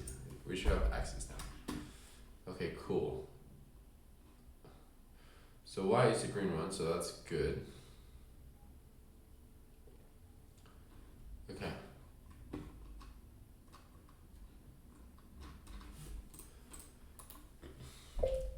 Is it correct to say that the wheels are only shown in the simulation as decoration?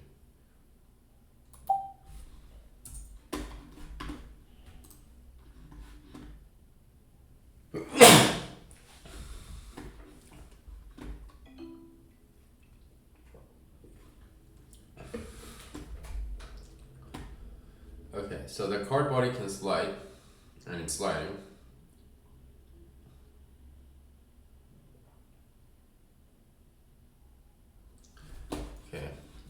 Question. Why is the cart and the chassis modeled separately? I would think that we want the cart to both be able to slide and also hinge. It seems weird to me what it means by, okay, so the cart can slide in X, and that's the only thing it can do. But then the chassis, which is it's part of the cart, it can only hinge in Y. Okay, so let's see. Why two bodies instead of one? In MuJoCo and most multi-body, each joint connects two bodies. One body one body, one free joint type. You cannot cleanly attach both as prismatic slide and a relief fusion. Okay. Why don't we do it this way instead? Have the wheels slide in X and then the chassis hinge in Y. I think that is more representative, right? The wheels slide in X and then the chassis slides around, right? Like, I think that's more representative. Let's see what it says. That is how they want to set up. The split using car chassis is only there to implement exactly that. Motion on X on the wheel side, pitch of auto X on the body. Okay, so it says it's already doing that. Wheel slide in X. Card has joint slide in X.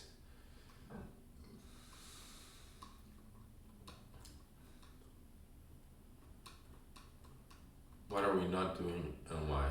One rigid body. Okay. Wheel on car slides in X, the chassis is in Y on that frame. That is currently assigned. The two bodies are standard way to get both. Okay.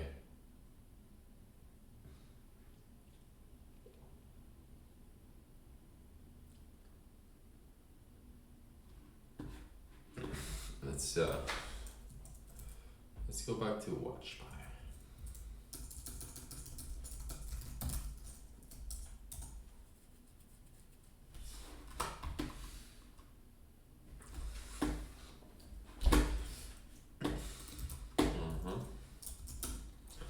At what angle does the body start to rotate?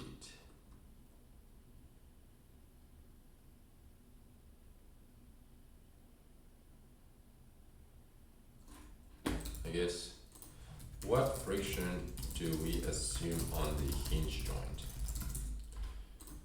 Right. It seems weird, like 10 degrees. Yeah, it shouldn't be. You cannot hold this position. This is impossible, right? And it's like slowly tilting, slowly. I don't see it tilting with my axe. I see it tilting in the terminal, but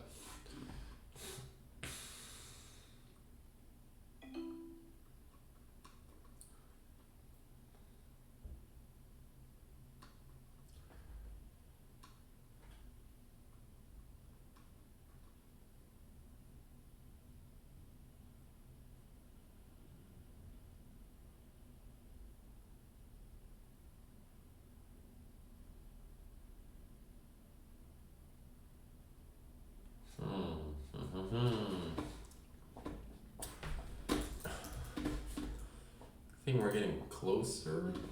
Still not making a lot of sense here.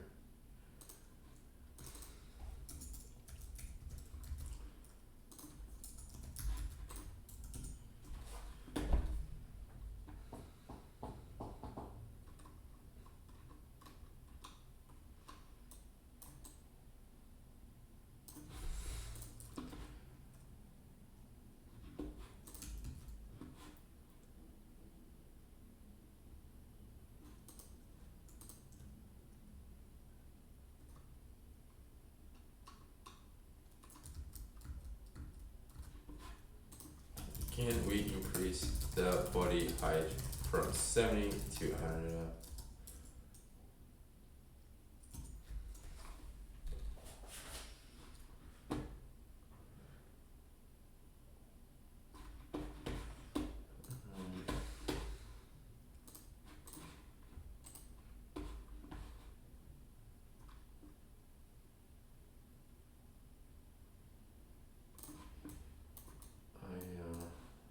I'm just trying things here.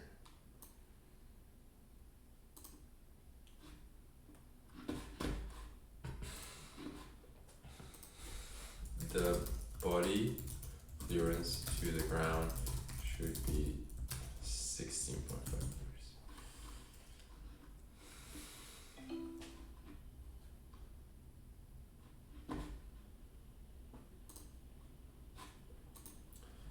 Do not change the body comp. C. The center of gravity of the body has not changed. It is based on measurements from real life.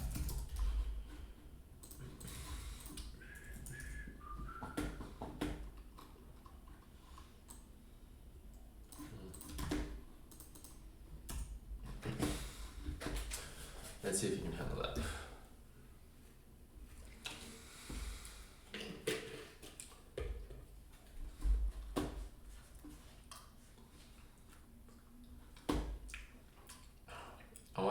in something extremely obvious.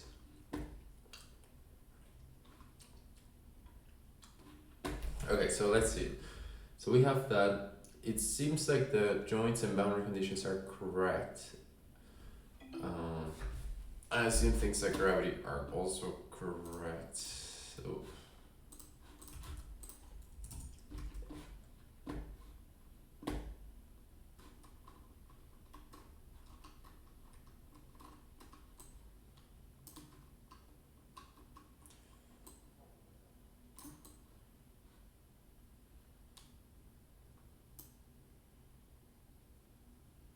why is it falling so slow?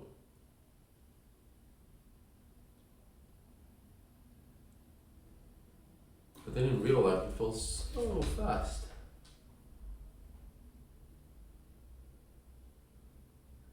I don't know, is there zero gravity optimistic?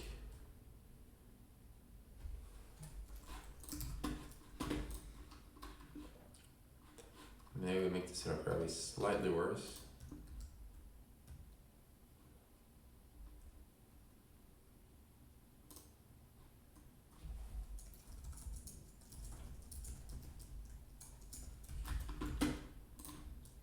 Slightly.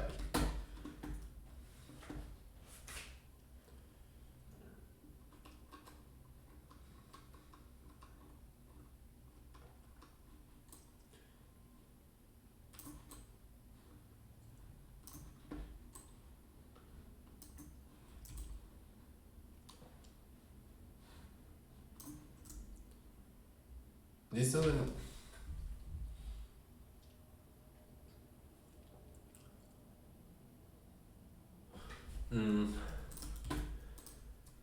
Can we visualize the gravity vector on the simulation?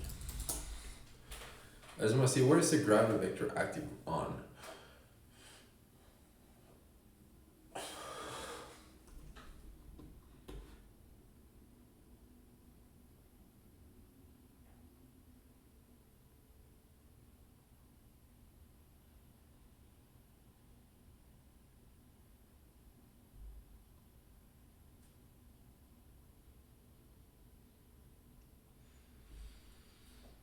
I mean, yeah, that's the only explanation.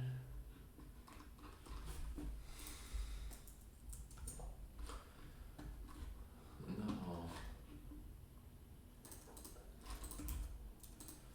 Sorry, that's not what I meant. In reality, I would prefer to visualize the center of gravity, not the gravity vector. Obviously, like it's just like, can we visualize the gravity vector? And it's, oh yeah, look, a vertical arrow. No, of course, I mean like acting on the body, right? So just give me the center of gravity, I guess.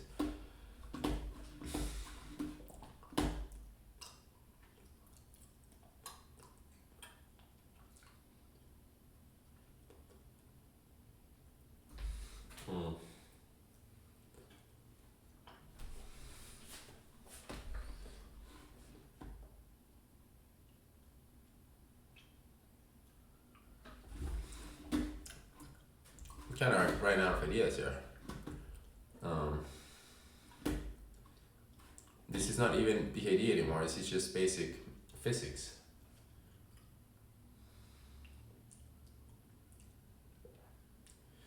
Unless MuJoCo is running in slow motion somehow, like it's because it's lagging. But I don't think so.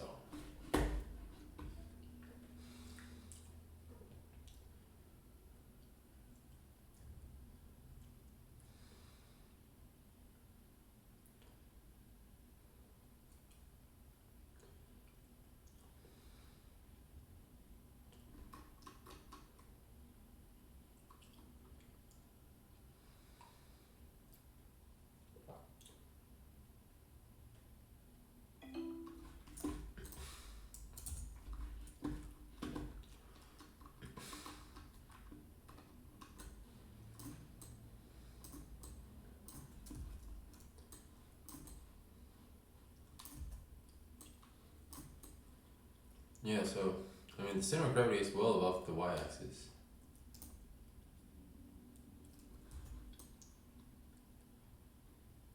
contacting the ground, are we?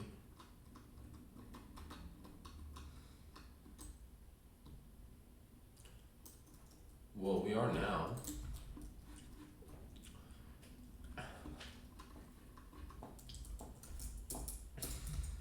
It's just 2 degrees. It's in real life, it's enough to trip the thing. Do we have a clash condition somewhere?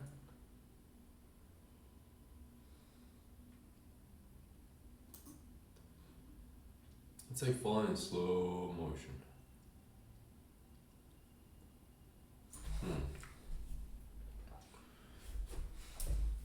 And then you can see here, that's yellow is center of gravity, it's huge, but the thing here is like it's above the y-axis. This is that's where we can rotate it around.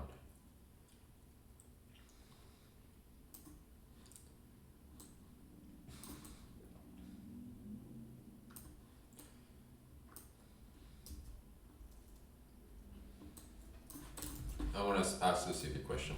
What is the gravity we are simulating on?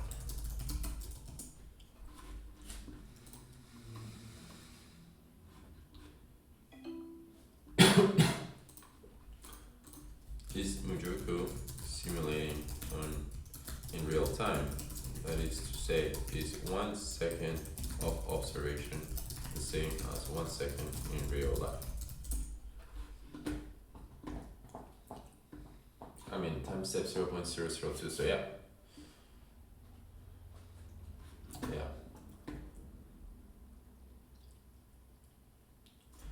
Walk me through the boundary conditions, joints, again, please.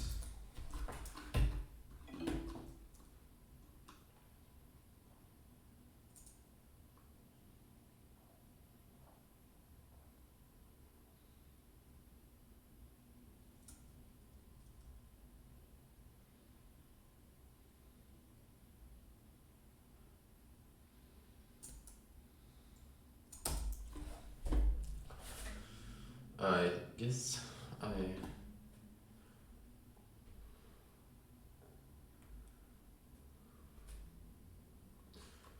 types like prismatic axis, more than one on track.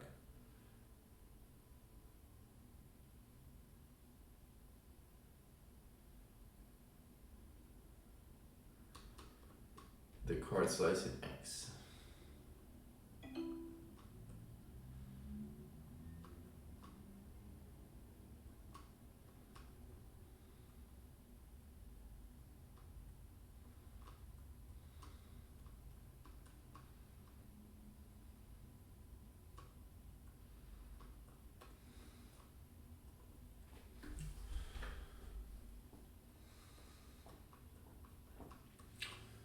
Okay, 4, yes.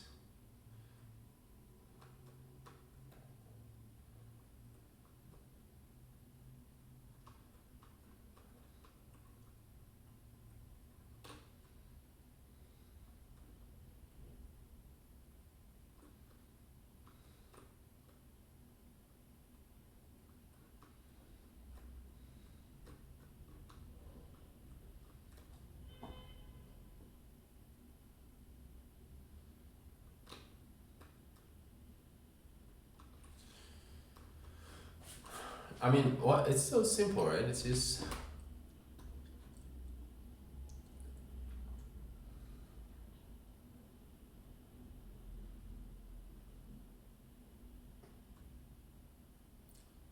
Where else could we be going wrong?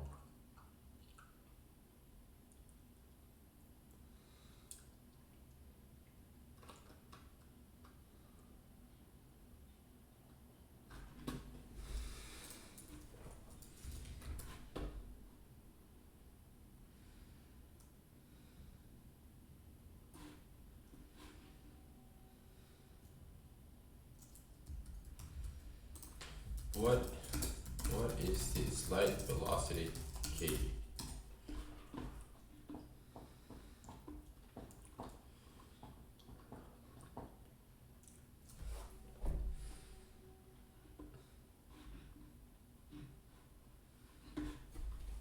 what is the max tilt rep?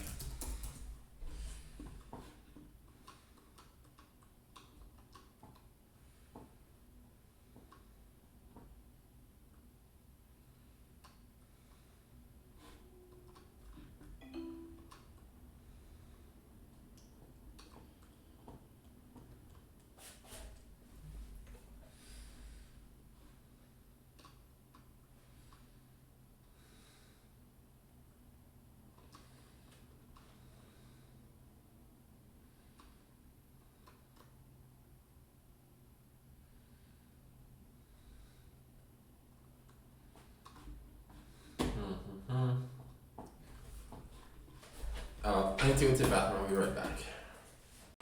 All right. I'm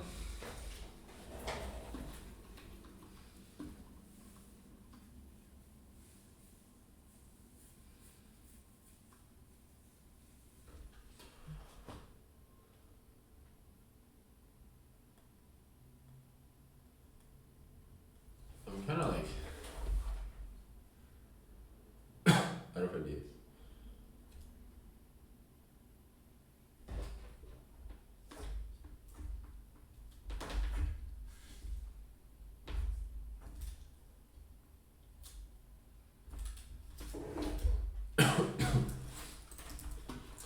Unless I got the center of gravity really wrong. But even if we start to like really shift it,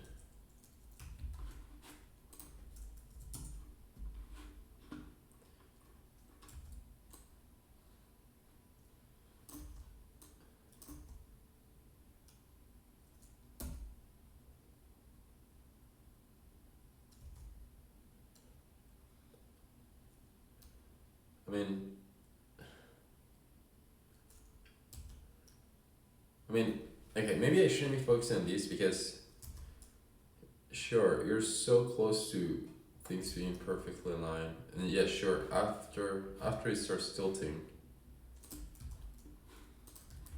it does accelerate, but you kind of start with everything. Like if you were to run with zero tilt, nothing should ever shift, right?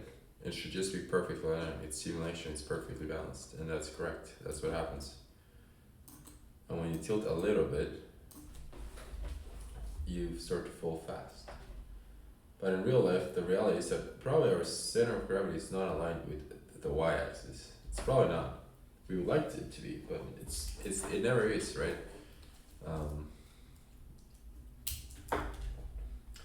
And so I like to think we're robust to that, but I mean, even now, I mean, you can't see it, but look, it's like, oh, look, oh, it's balancing, right?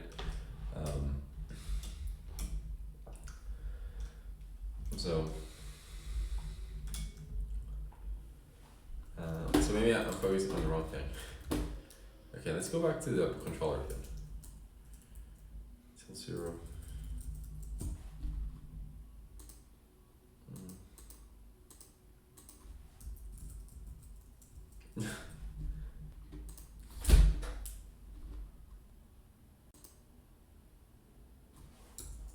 The computer is lagging so bad.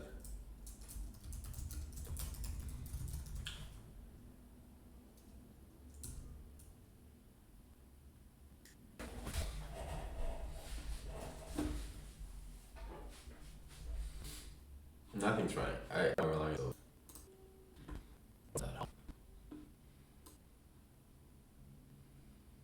I'm posting on like verifying this. Give it the command to run running.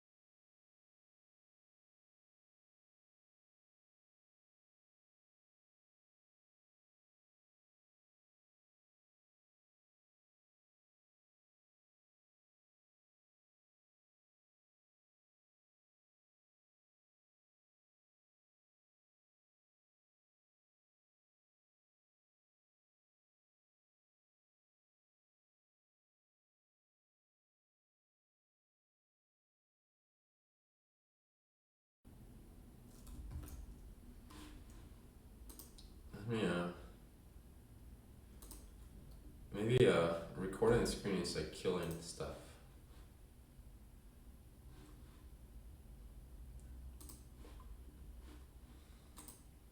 Let's try it again. If not, I guess I can turn down resolution and stuff, but what do you mean nothing? I guess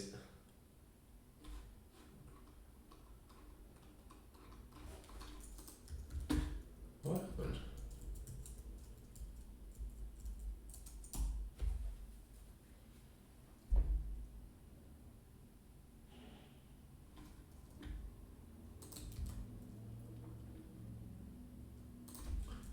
It doesn't want to run. How do I run PID controller? Oh wait, I'm running the wrong file. My fault, guys.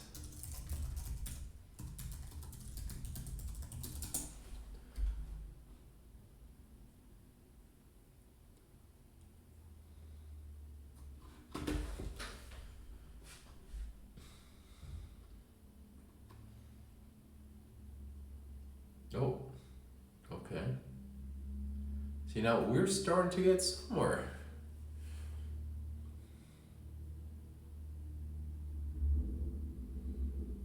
You can see that back and forth, back and forth.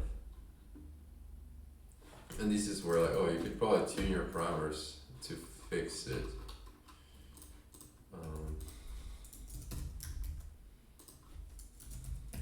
This is not gonna help, I think. Reusing the KP is not gonna help. Wrong file, wrong file.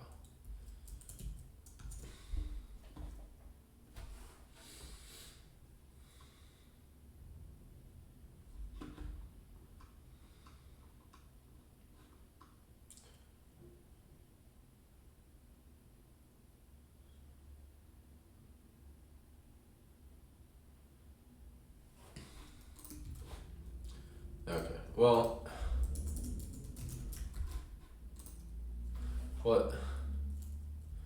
here's what sucks, right? We are gonna have to tweak the KP parameters for this to work. And again, it's going fine until we go train a neural net.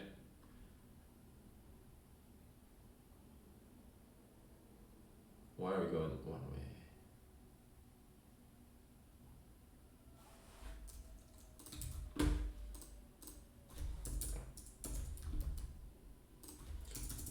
You shouldn't change two parameters at the same time.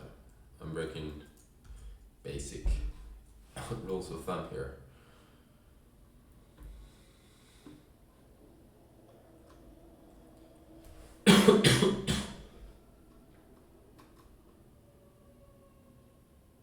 You can see it trying.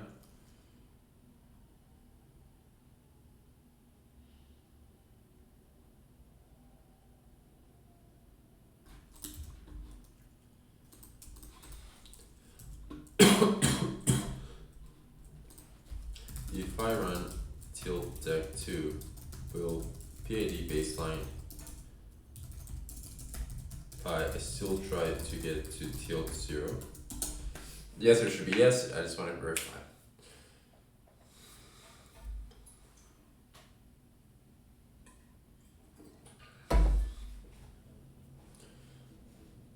Yes.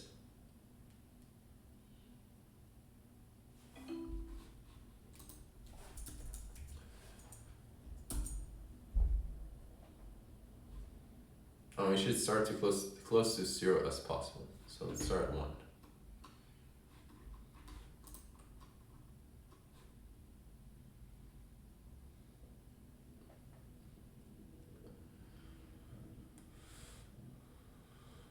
Okay, so when you see these, right?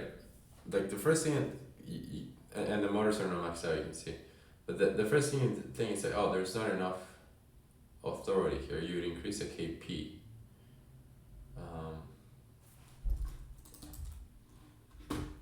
KP is already pretty high. I don't know if you could see the motors were getting pretty high values. So I don't know. I don't think this is going to help necessarily. But it's a free experiment.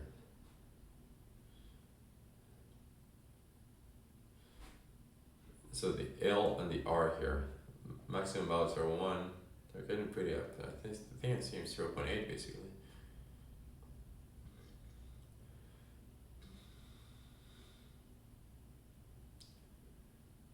So we start at 1 degree and it only gets worse and worse and worse, despite it trying to correct. I think, are we going the wrong direction perhaps? Let's try that.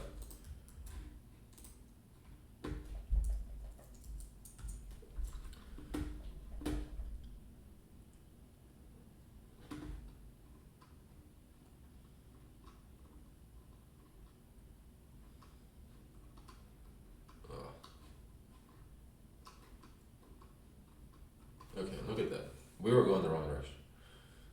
So now we're closer to.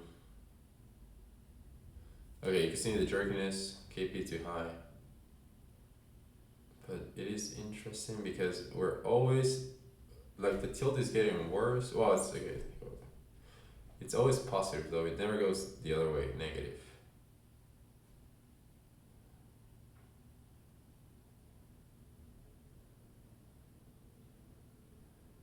Now it's getting worse, but now we're going the other way.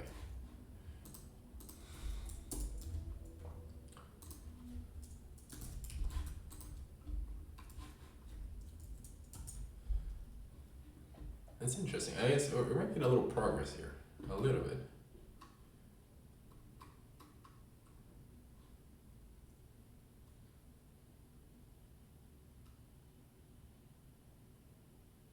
Motors are absolutely maxed out there. KD went too high.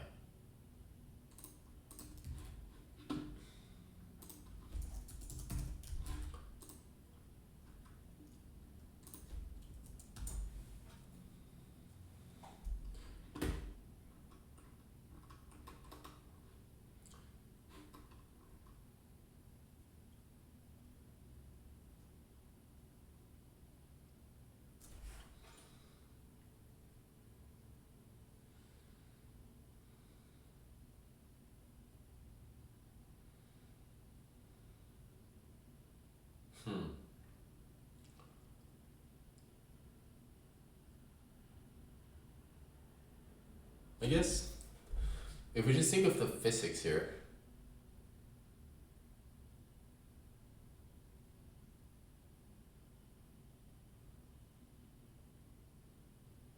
I think we're not modeling this right.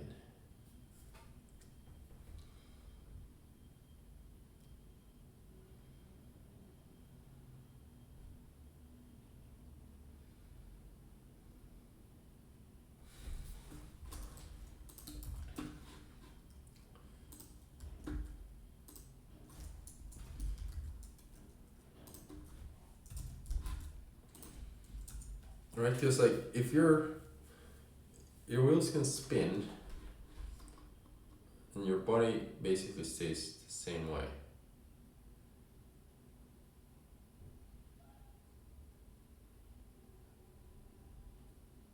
The body pitch is increasing, wheels are continuing to go the other way. Although it is the right way to counteract that body pitch. So let me try one thing here. I'm gonna move the center of gravity even further up, even though, I mean, we calculated it.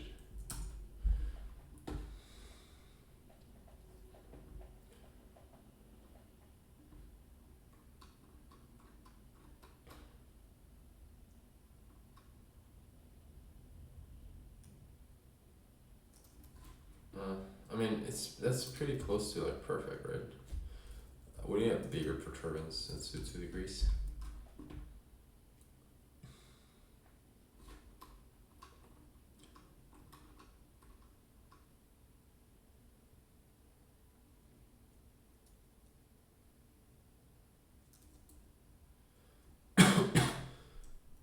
Can't really counteract 2 degrees.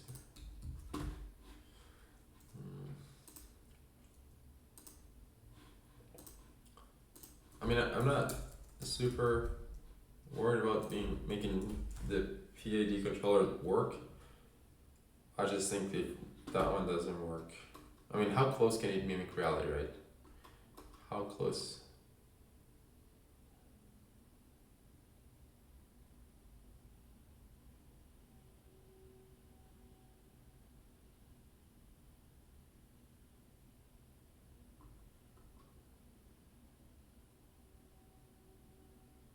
I still haven't seen the body actually tilt the other way. Is that even possible? Okay, what happens if we go negative tilt? Can we do that?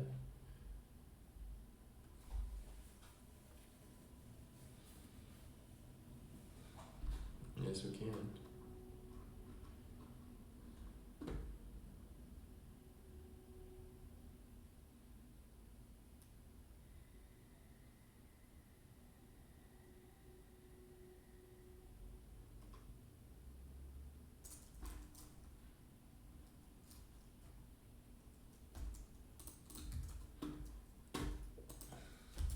Walk me through the frictions, dampings, and any other force or inertias that we are modeling.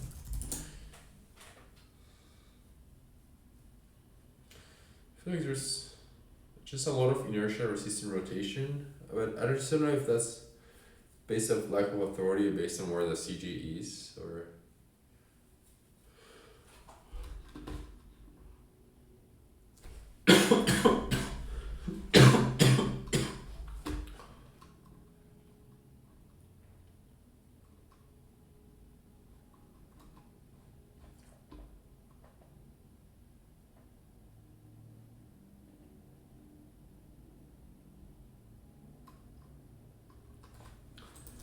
can you please add visual indicators for contacts, collisions between bodies?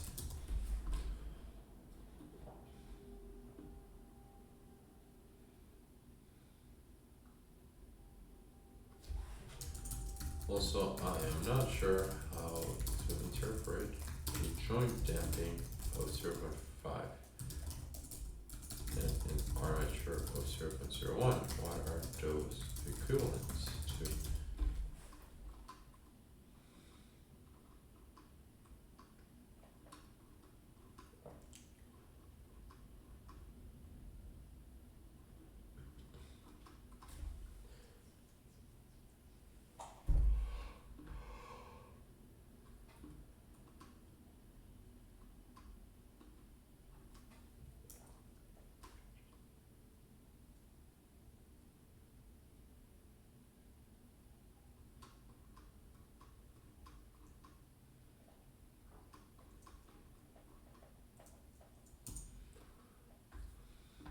Maybe there's like a hidden clash somewhere.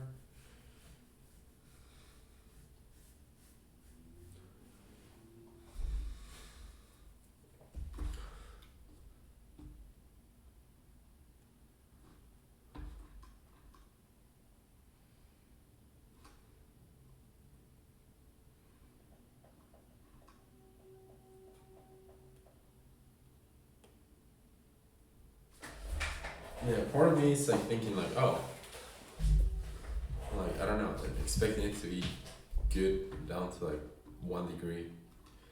Maybe not realistic.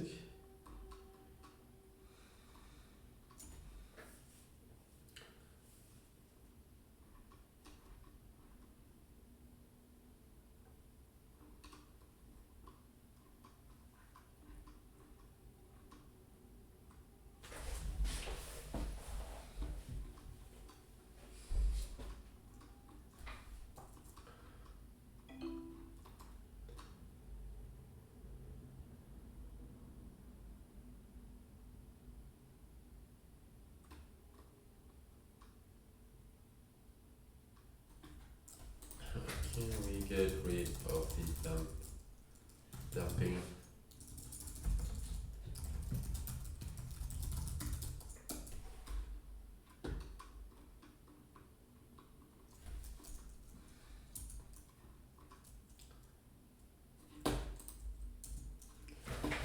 Let's get rid of some of these forces that we didn't explicitly ask for.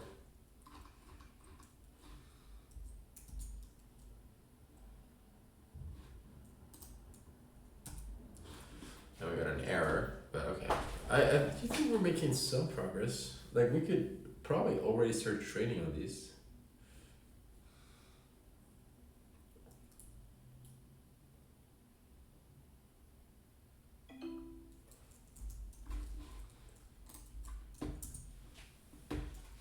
Let's see.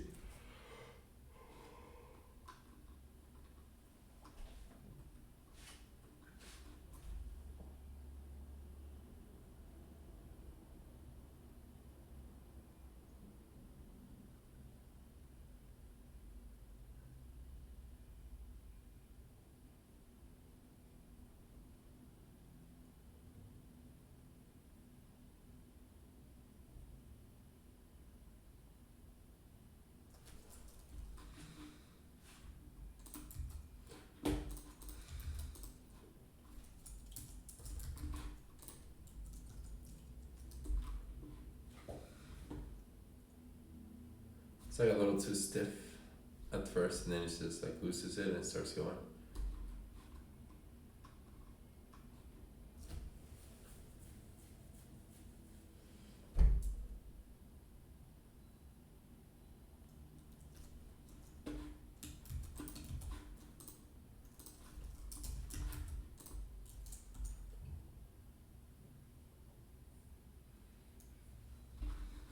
Okay, I want to make a coffee.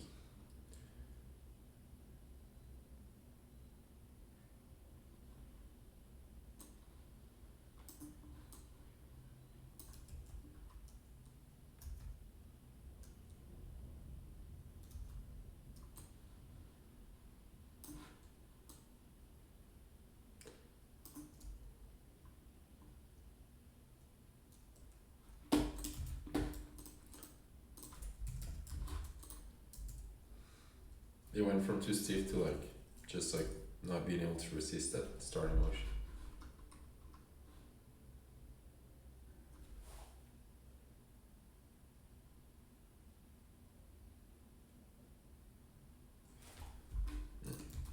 Can't resist the starting motion.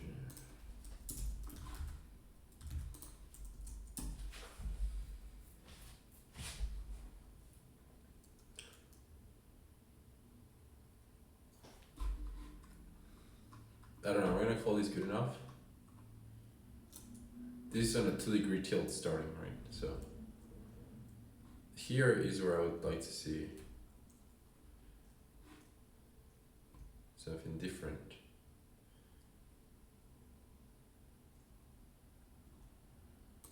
I think it was 4.8 before. Maybe what we had before wasn't that bad. I guess I just have this idea that this should be better.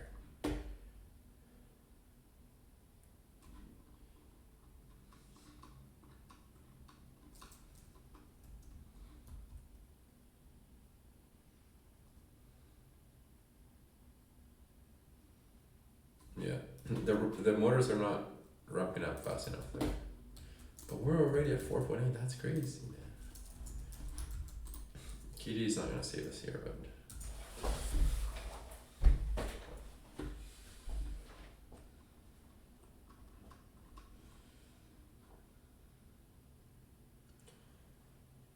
yeah, it's fighting there, but of course it cannot fight forever. So maybe like 1 degree is like just too much instability to start with. 1 degree. Can we hold 1 degree?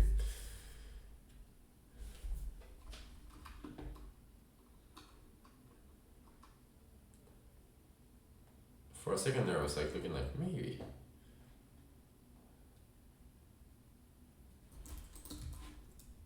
Maybe we need to cramp KD. So it doesn't wait till like it's halfway through the map to like actually start doing something.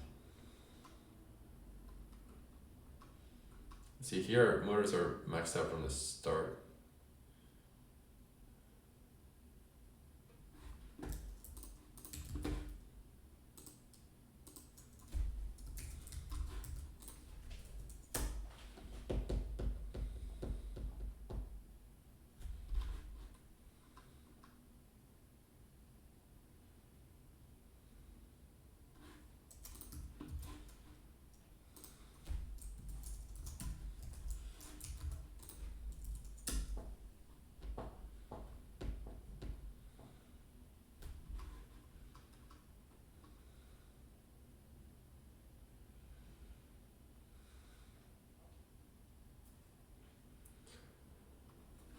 Yeah, a little bit disappointed, but ooh.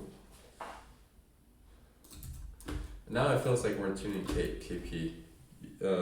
Sorry, we're tuning PIDs based on a very simple simulation. But okay, let's keep moving on, right? So,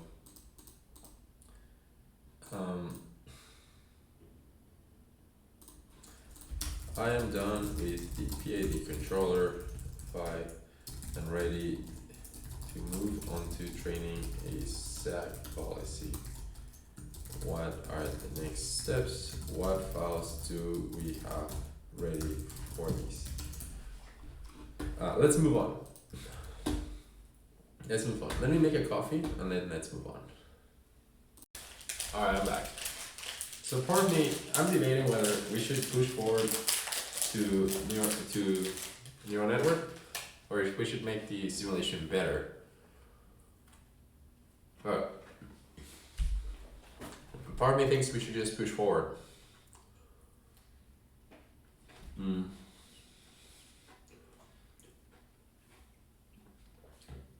I think making the simulation better, a lot of it will come down to actuator characterization, and I have the cheapest motors in the world.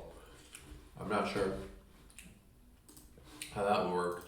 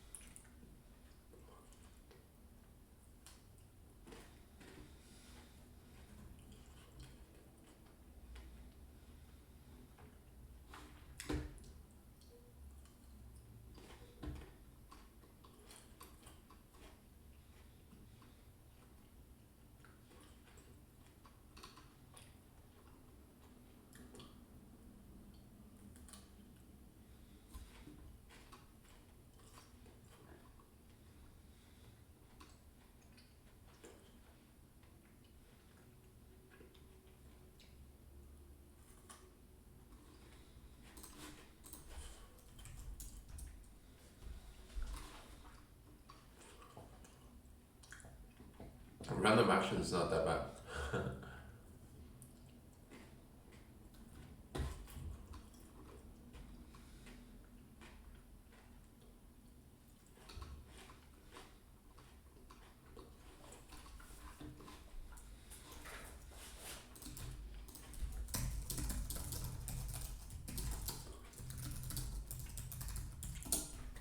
Seems like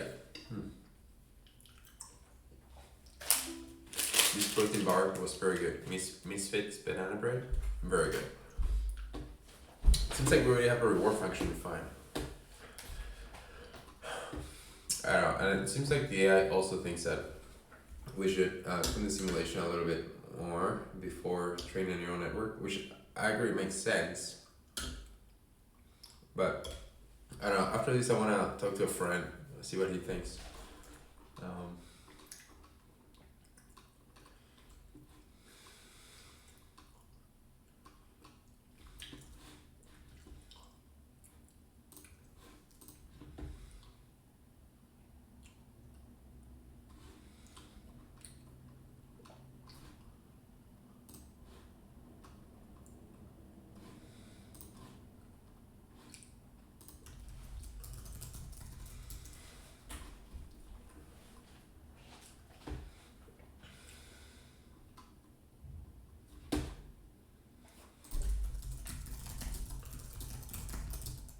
There's a reward function, but it's a little complicated.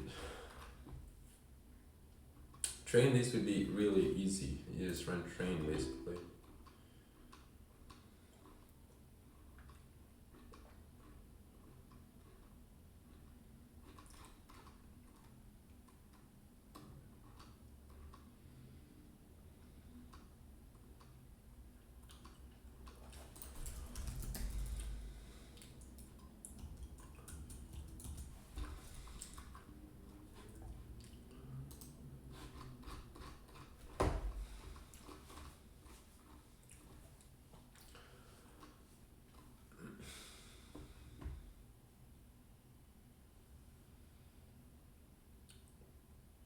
So the reward function we have in place is 1 minus pitch angle multiplier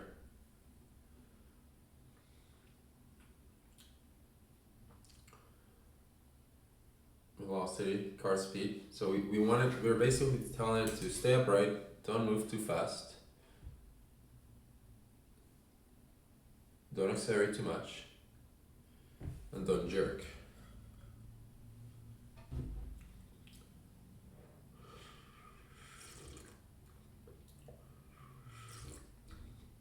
To be honest, it seems like a good place to start.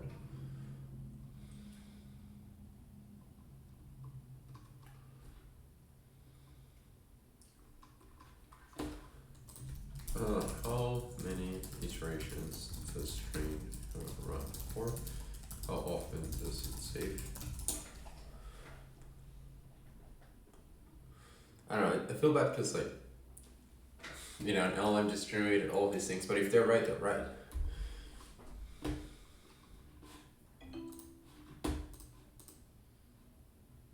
That's a lot. I think we're gonna start a little lower than that.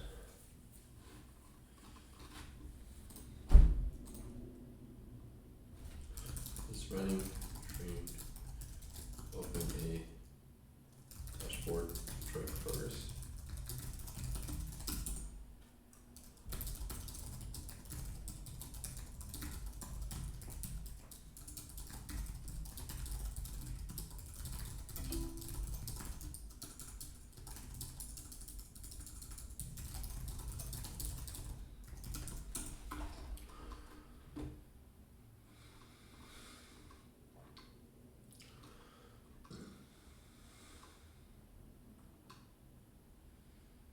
I mean, these all looks good. Let's give that a try actually.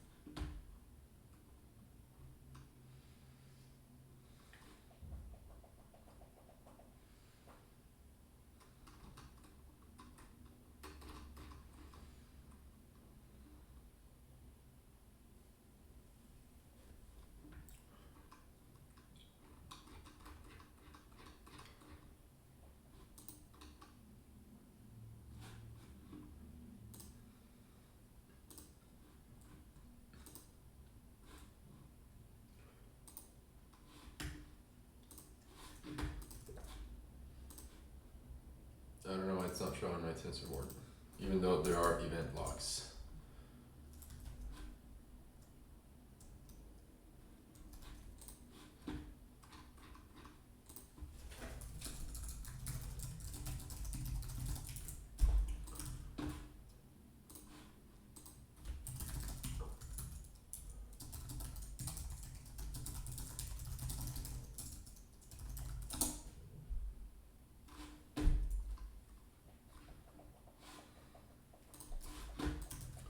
Anyways, that's gonna take a little bit.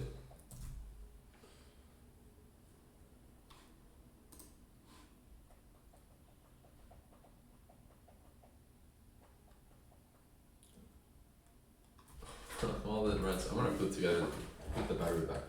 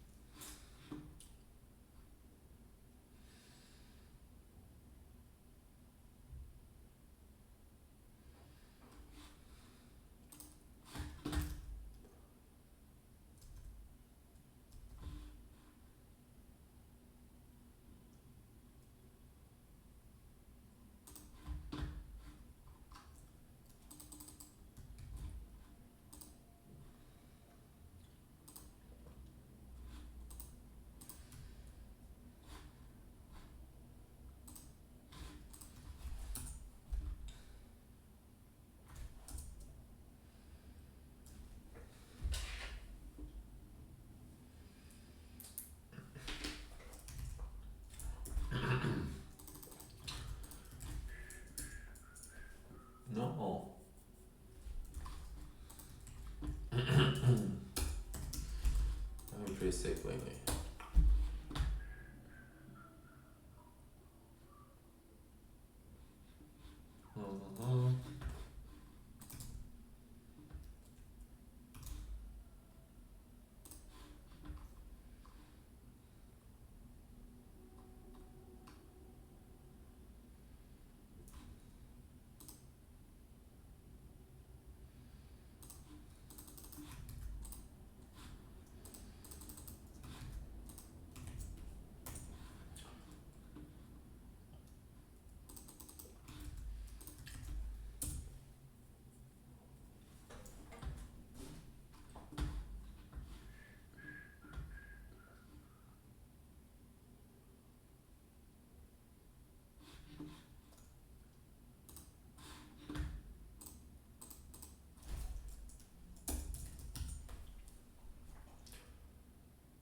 Okay, just have to run it manually.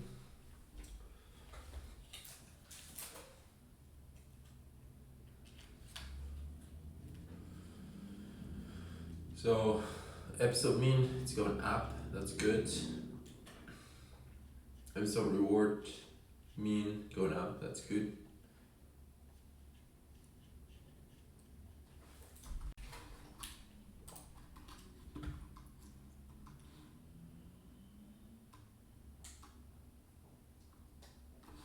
Okay, looks healthy so far.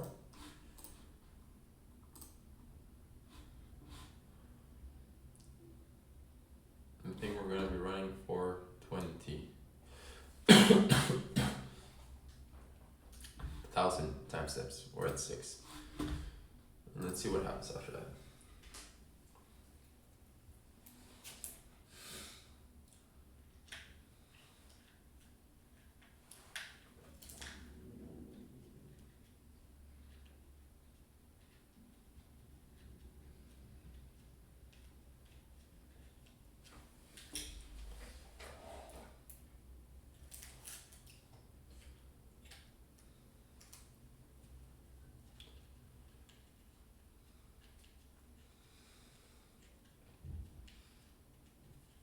I think this TensorBoard automatically refreshes every 30 seconds by default.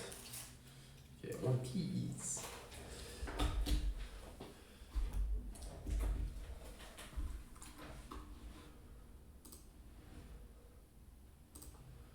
Keeps climbing, it's starting to plateau. I think we want the episode length mean to be closer to 1,000. Since 1,000 is when it times out, or like when the thing ends.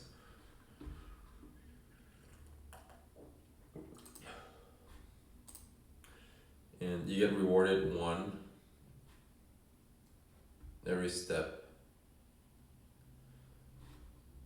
So these two should match ideally.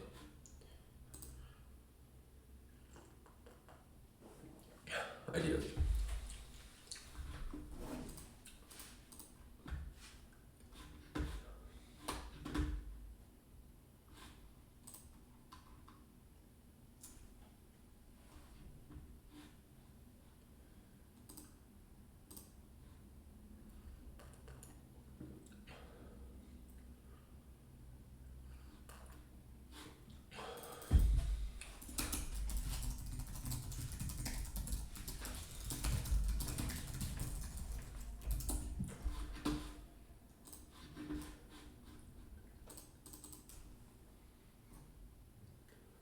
Yeah, think about MuJoCo, how to make simulation more representative versus pendulum.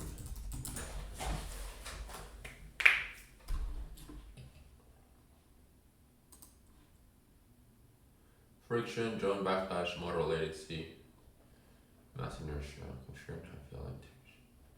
I mean, I'm sure this is all like there's a very systematic way of going about it. Kevin here has a video from this year actually. That's surprising.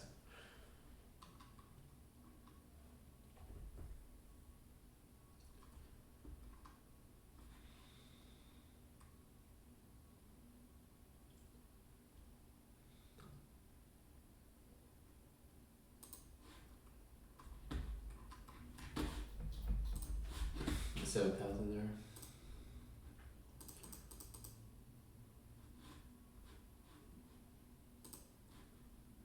Still climbing. Oh, critical.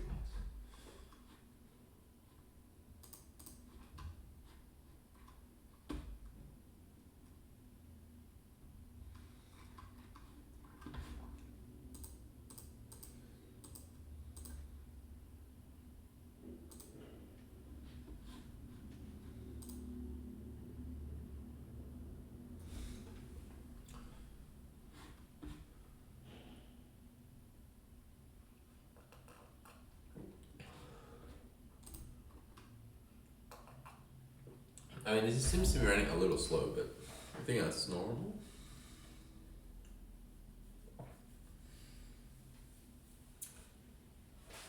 I'm gonna see what comes out of these, and then I wanna kind of like show some of this stuff to a friend who.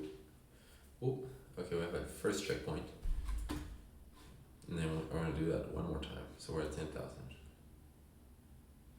10,000 time steps.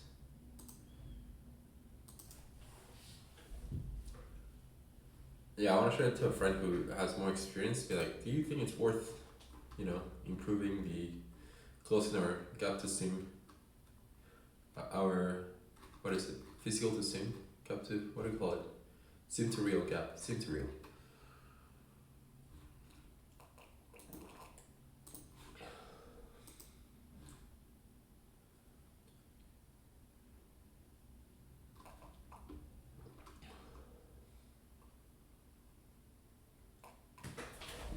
Looks like Gymnasium has an inverted pendulum also.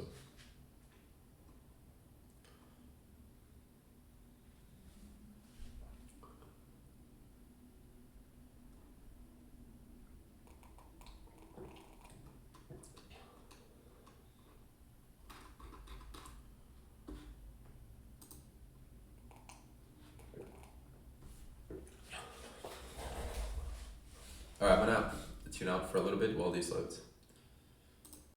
Alright, let's see what we got here. So these were the final graphs. Yeah, okay, so it basically just, oh actually this doesn't look like the final chart. This is more like it, yes. So it looks like it just kept climbing. Our entropy coefficient basically plateaued near 0. So that's what we like to see basically. Entry coefficient, yeah. Yes, but we didn't actually. Our episode length mean is well below 1,000. It's reached 200. So I imagine it's not gonna look good, right? So if we go,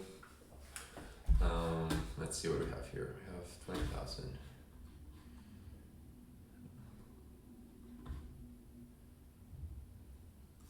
Yeah, let's see what we have here. I imagine this is not gonna, basically, it's not gonna stay upright, but it's gonna do a decent job. Decent job, right?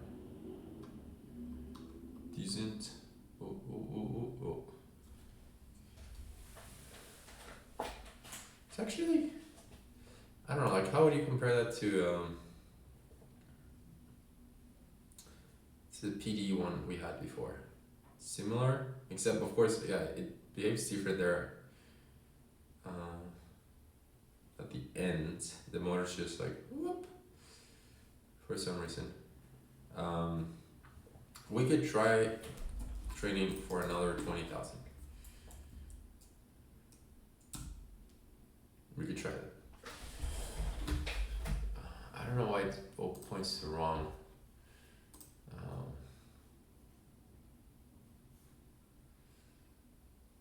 Alright. Another 20,000. Let's give it, it's like 10 minutes. I'll be back. Alright, 20,000 time steps later.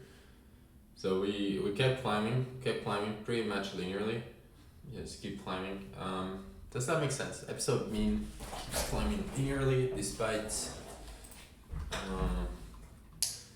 our entropy coefficient. Oh, I guess it's not zero actually. I kind of started going up. Let's see if we can notice any differences here. But again, it's not gonna be perfect. Oh, sorry. Still not gonna be perfect. Is it better? Well, it's not doing the thing where it goes to one side and it's just like eats it. Now it's like kind of like swinging there. I would say it's better.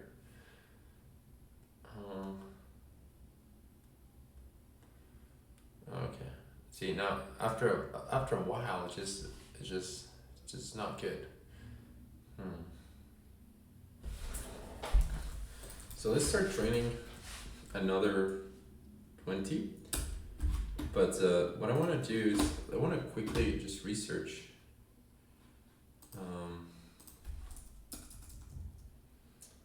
like inverse pendulum is side policy.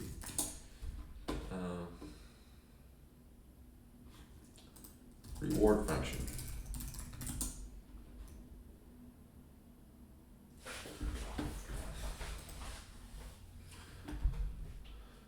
So I mean, yeah, okay, the weights, okay, that angular velocity. Oh, okay, so I think, my camera is frozen again.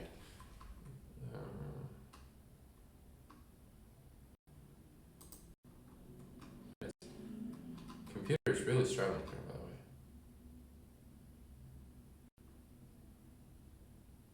way. I think you can hear me.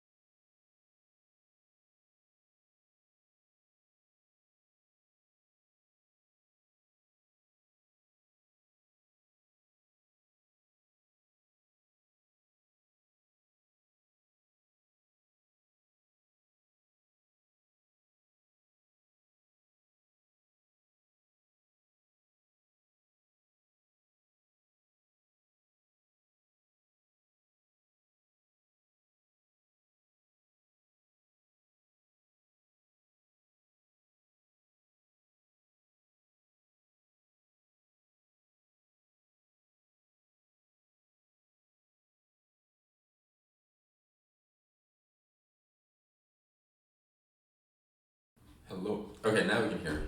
Apparently, I had to like unplug and replug my microphone. Let me check. Yeah, I should be good. Yeah, I was just saying, computer seems to be really struggling right now, and I don't know if we're actually training. I don't know. I keep looking at activity monitor, and we're not really maxed out on CPU, not maxed out on memory. I'm not sure what the deal is here. I mean,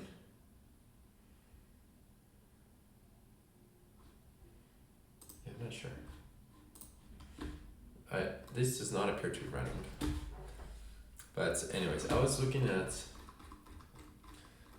attempt to keep training, and I was just looking at our reward function, right? So this is the formula we have. This is what AI came up with, right? And so you can assume there's four things here, right? So we have the pitch angle, the card speed, the motor magnitude, and the action change, and all of these have some sort of these are weights, of course. So each of these four things have a weight, but those are the four things we're looking at here.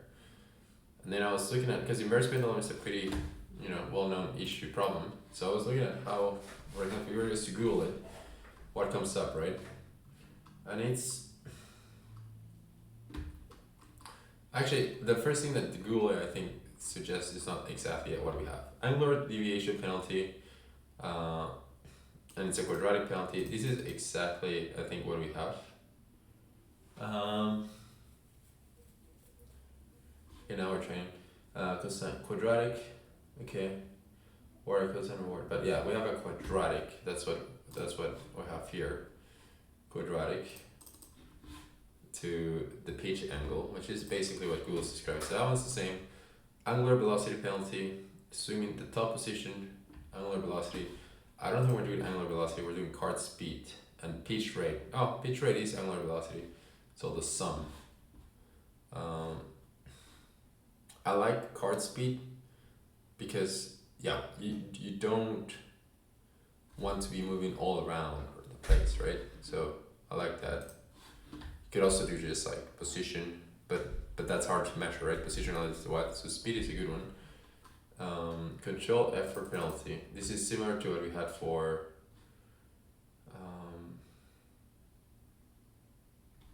this is similar to what we had here for motor magnitude.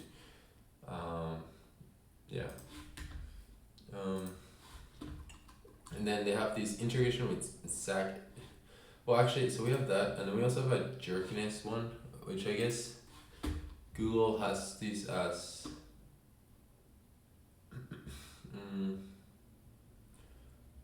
I guess this is for jerky torque.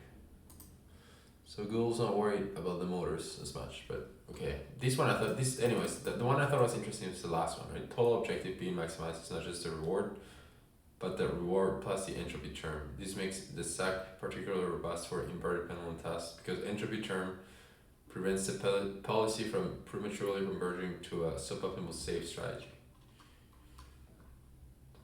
I would have to think more about that.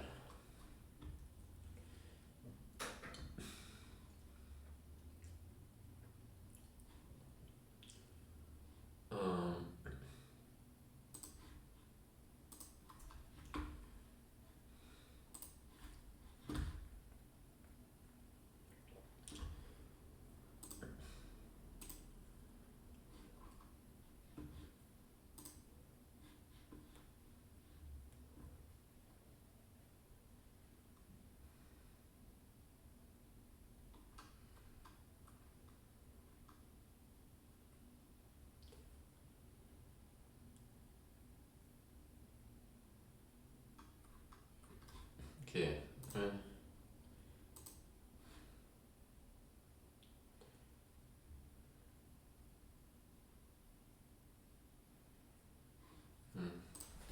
It's inverse pendulum SAC reward policy. This is cool a little bit more.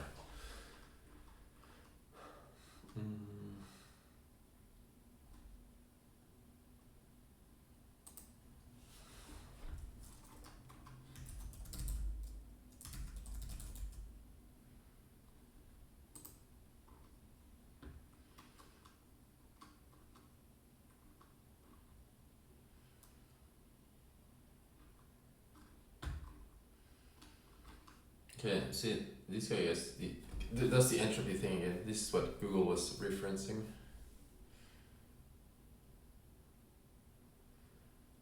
Get the highest reward possible, but stay as random as possible while doing it. That sounds good.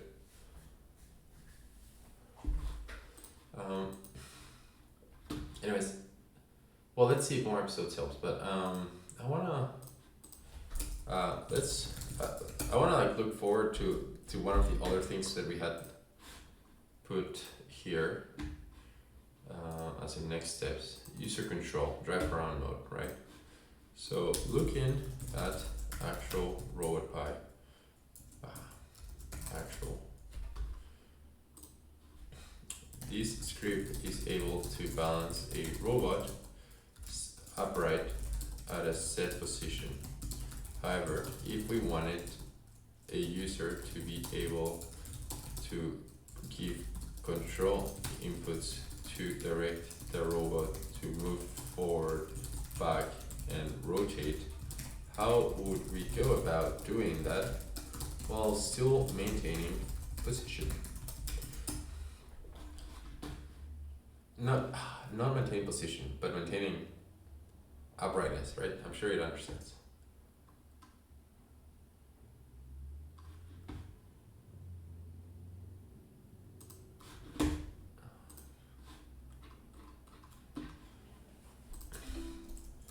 Inverse pendulum. Reward function. Because like, what else would we reward in an inverse pendulum, right? So ideally we want it to stay upright. If you're gonna move, don't move too much. Don't be jerky. And don't heat up the motors, right? But I remember at some point someone saying like, oh, the ideal is actually not to stay put and upright, because then you're gonna overheat the motors because you're applying torque to hold a position, which I think we have covered with like basically rewarding not applying too much torque, but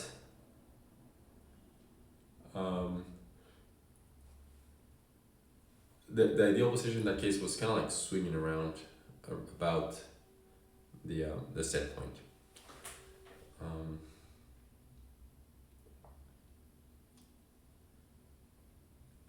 I'm not sure how would we reward that. We definitely I would like to be able to set like an XY coordinate and be like, don't deviate too much from here. That's one. But that one's tricky because like in your observation space you would have to have some sort of reference in X and Y, which we don't really have. So you can't really do that. We could also just play with the weights, you know?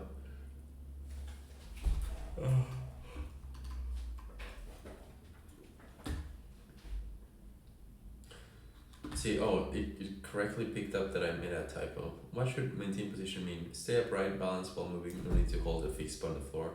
When the user is input, they retreat back, no. Obviously, A. Do you have a plan to add some wheel encoders on the real robot? Oof, no. But yeah, I mean, I agree that would be nice. I think that's the one thing I've learned, right? Like, yes, you can do it with like cheapest actuators possible, but it's nice. First of all, you can get motors with encoders for cheap now. It's not like an expensive thing. I just didn't do it. But yeah, it would be nice to have that type of input anytime you're training anything, coding anything. It really helps. Add user drivers. Using motor mixing and non-blocking input. No encoder required since you only need to set upright while moving. No. Add user drive commands for it on top of the existing PID in an actual robot.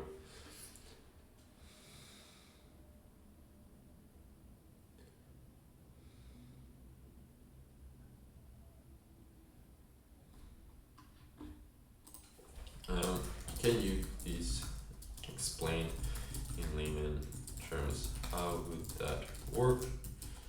How how are we going to ensure that user input does not crash the robot? Okay, and at the same time, training for another 20,000 just ended. Keeps climbing up to 500 now. I mean, this is very encouraging, right? To just keep training if we're climbing like that on a straight line. We should just keep training basically. But let's play with it. Let's see, do you get better? Just doing a little bit of dancing. I mean, it's gonna get right eventually. I think. That is pretty good. I mean, that is kind of like what I was describing about like moving. Oh, I like that.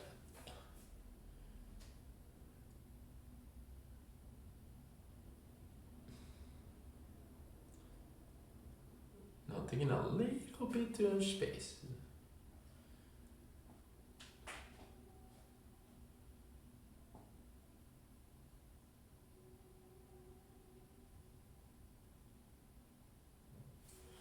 That's pretty good.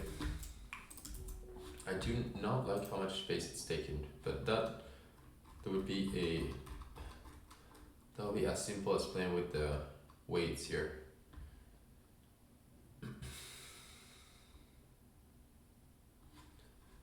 It's mostly rewarded for staying upright. Another 20,000. Okay, let's see here. How do we keep it from crashing? Wait, no, simple mental model. Thinking of riding a bicycle with someone else tells you to go faster, turn left. I don't like that mental model. Only after you know how to separate the instructions. The robot does the same way, spins, drops balance. The IMU says how tilted the robot is. The PID reacts every time. Till the right, both wheels move to catch it.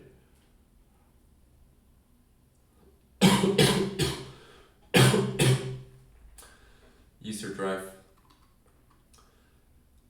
Okay, so the motor never receive only go forward, they always receive something like left motor balance, turn, okay. The balance keeps running even when you're driving. User input nudges the robot, it doesn't take over completely. Okay.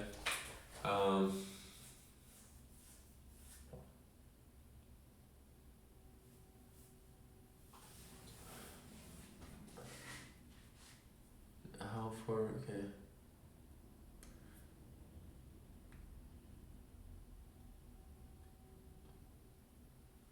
I mean, I would be impressed if this actually works and it's as stable as it says it is. Feel like I could break it. Like oversimplified. How we keep user input from crashing the robot. Balance always wins the fight. Balance, PID runs every and never turns off. User comments are extra, not replace balance. If you sound like some full forward, the robot doesn't forget to balance. It still tries to separate while also trying to move. User commands. User commands are cap respond first. We don't let the user instantly command full motor power.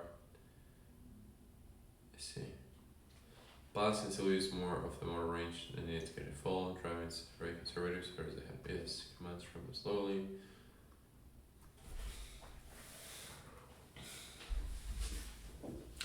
Okay, hard motor limits clipping, yes. Yes, sure. Fall detection.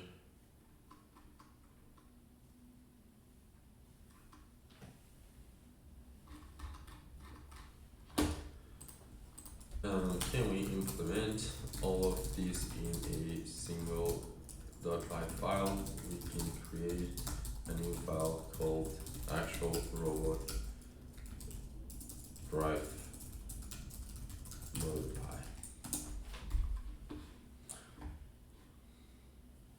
So we're training one model, building the next one, all in a single window. It's pretty cool.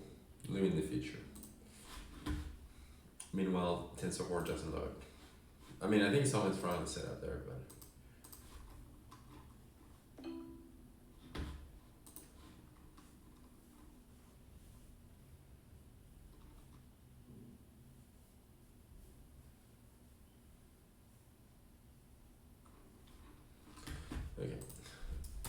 to be able to control it with my keyboard arrows. How can we achieve that? Note that the code will run on an RPi5.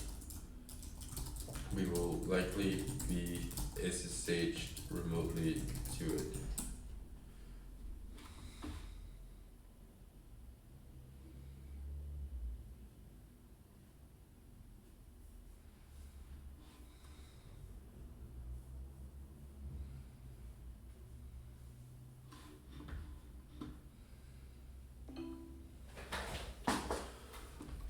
Okay, how we run it?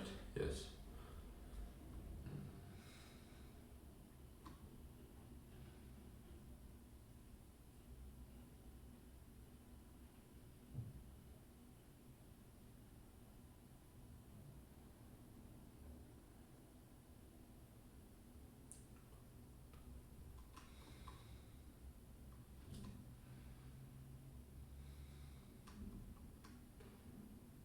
Okay.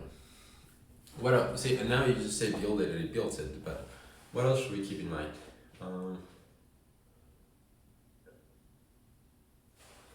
How are we going to limit the user input to ensure everything is safe?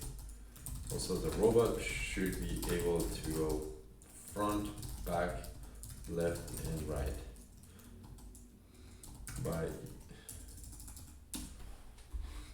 I think iterating that, but okay, this chart keeps going up and to the right. That's very nice. Not quite approaching 1,000, but still very nice.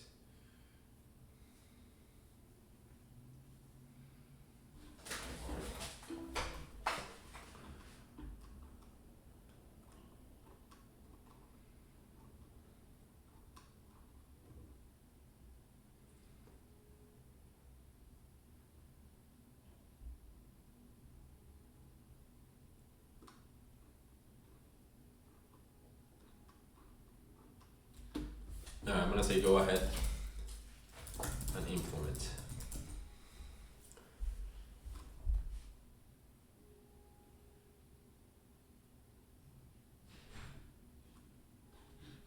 Oh, back. Alright, I'm back. My girlfriend just got home. Alright, so where were we? So we just finished another 20K. Let's see how this looked. Still straight line. On the episode length mean and episode reward mean, so it's keep encouraging to keep training. Our entry coefficient keeps dropping. Actually it started dropping harder, getting near 0. So you would expect to start to see diminishing. We should be seeing diminishing returns soon, basically. So if we run over 20,000, maybe nothing else happens. So let's see how we're looking at now. A lot of movement. I don't really like this one, but let's see, maybe it's a bad episode. See, it looks like once it got into a spot, it can hold itself pretty good. But a lot of swinging from where it started. This one, similar behavior.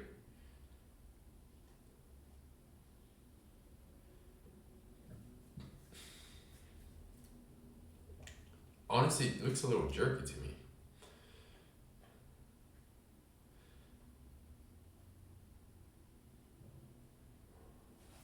Yeah, I'd say that's a little jerky, no? A little jerky.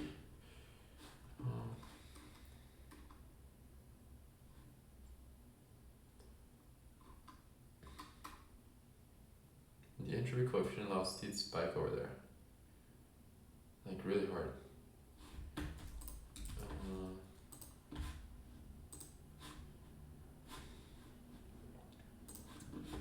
So how do I want to play? Let's see. UV run Python play py.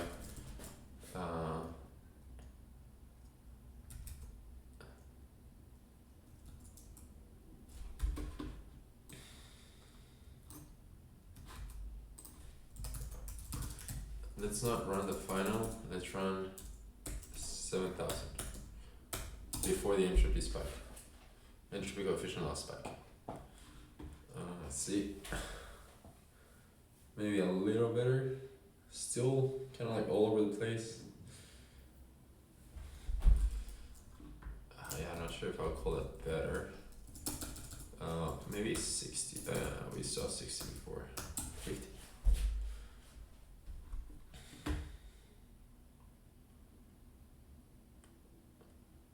And that looks kind of good.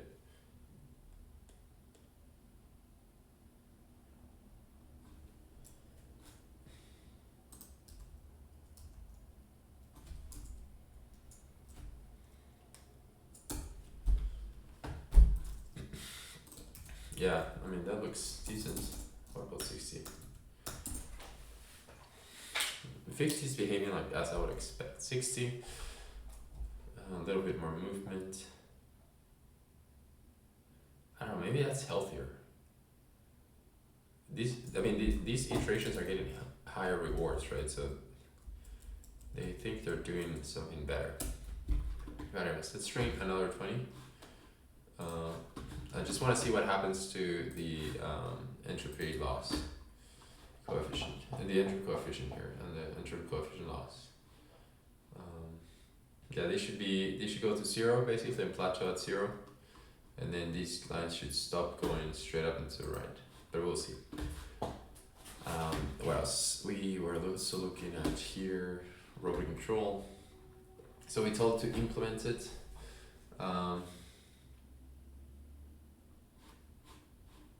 Okay, plan mode is plugin. Plan mode is plugin creating by default.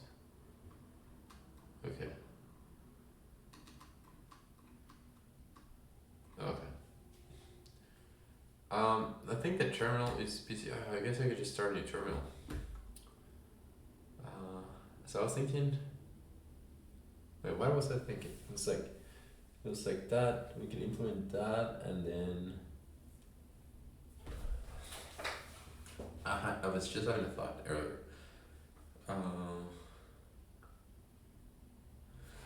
I guess. I guess this is another planning session, but okay. So I was gonna ask, like, now that we have trained, an SAC neural network to keep our robot balanced, how would we go about deploying these to a Raspberry Pi 5 to control our robot?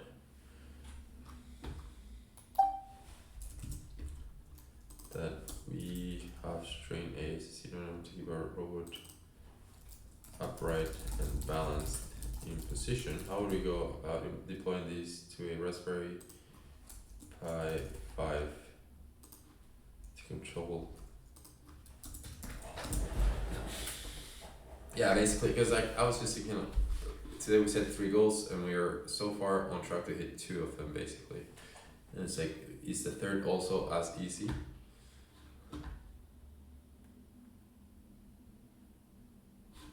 And then the other thing I was thinking was, we have been training an SAC policy to keep our robot upright in train.py.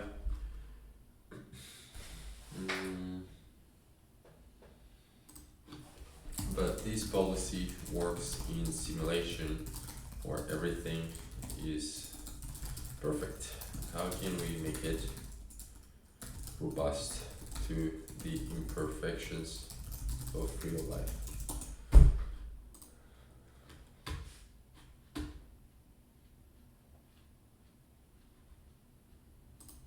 I will not add encoders to the wheels and stop asking me. Okay.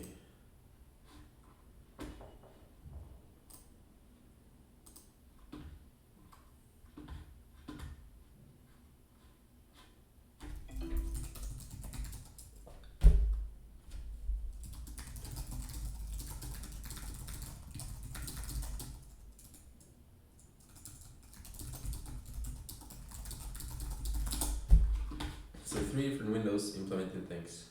Can I open? Okay, let's see. Agents window and cursor.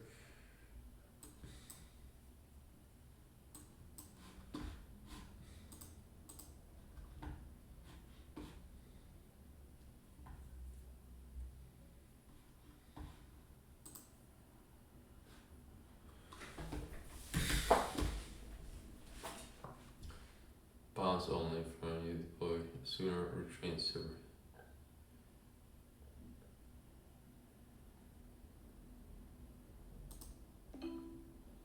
Keeps light visual. How much sync light do you want before retraining?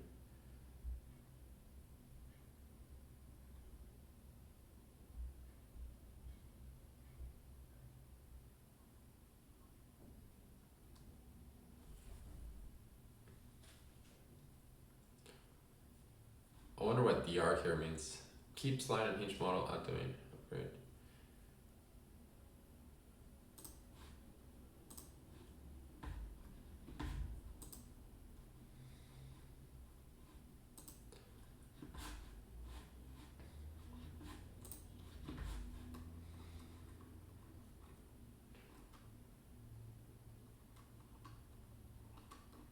Okay, so it looks like now we can control our thing with our keyboard. So I'll do that last, just because I want to move the camera into the tripod, because it's easier to see it on the ground.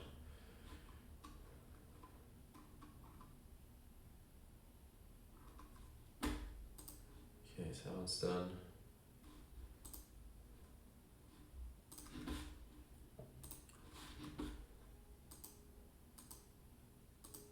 These keeps on climbing. And oh, these curl up.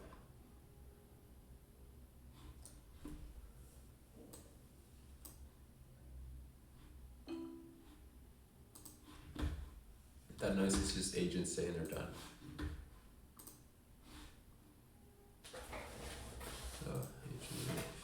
Okay, yeah, we'll try this a little bit. Lock real IMU traces, align control, define more torque. What?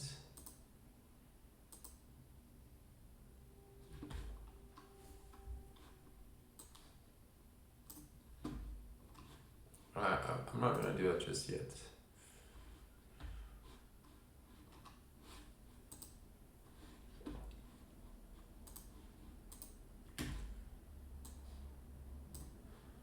Also, alright, so the next 20,000 iterations is finished, and remember what I said, that we were likely going to see, okay, first of all, the episode length mean reward and the episode reward mean both plateaued. Not quite at 1,000, right? So we're not perfect, but pretty high scores. The way they plateaued, I mean, they've been at the same level for the last around maybe 7,000 steps, and then the entropy coefficient spiked, which is odd. So let's play. Yeah, let's play, see what happens here.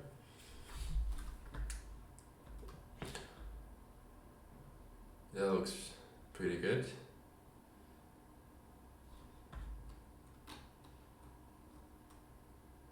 Yeah, I mean, it's not going anywhere.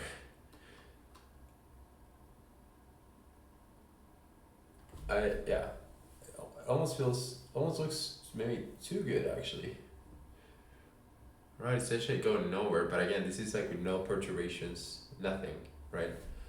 And then the other thing I was thinking was that this is more as a slider in X, so it can never move in Y, and it can never rotate or anything like that. So I'll be curious to deploy these in real life and see what happens. I imagine it won't do. Oh, what's going on there? I imagine it wouldn't do great. That's interesting. So that's not great.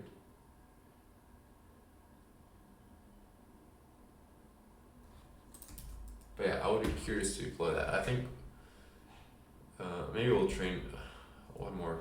We'll do one more. We'll just have the data. We'll have data stored, and then we can always, go back to the individual models and deploy them and try it out.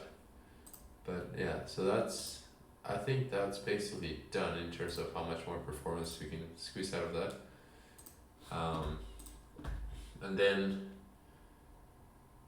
let's see here. What was We had a few things running here.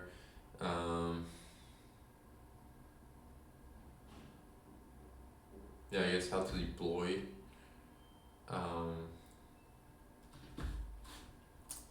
So the one thing is, I've never deployed a Raspberry Pi 5. I think this one, we'll get to that tomorrow, but I think I have one of the so-called AI hats. I'll check my email, but I'm pretty sure I have an AI hat. Okay. Would it be useful to deploy on a Hardware 5.5 with an AI hat, or is the hat not needed? Because I already bought the hat just specifically for this. So now in terms of making this more robust, this sounds hard, or it sounds like work. Lock real eye view traces.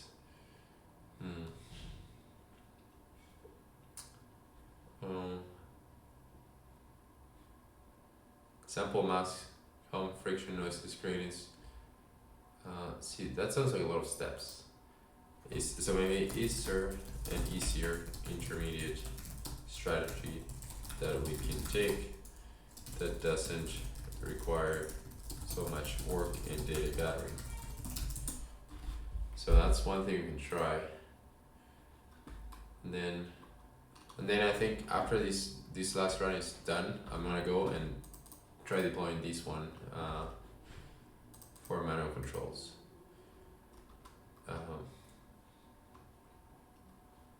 But I think for now I'm gonna let this run while I eat dinner and come back, and we'll see what the results are like, of course, and then just deploy these on the Pi, and maybe that'll be the end.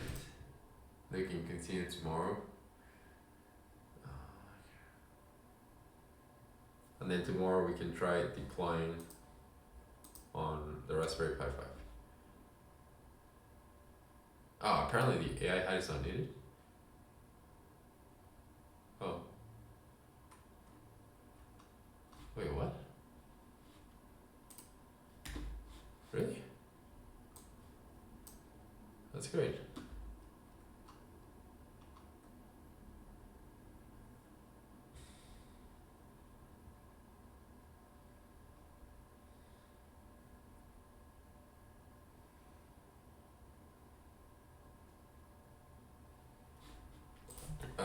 What work is needed to translate the inputs from the hardware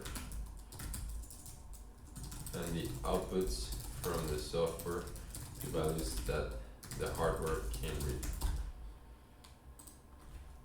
To values that the software can read. You can look at actual robot Pi to get an idea of the observation and action space of the actual hardware. Yeah, because that's the other thing, right? One thing to deploy, but you cannot just deploy if the model was trained on, giving out torques for the motors. What the robot actually needs is PWM signals. So how do we translate those, right? So it looks like it had not accounted for that, so now it's doing it. So that could get tricky.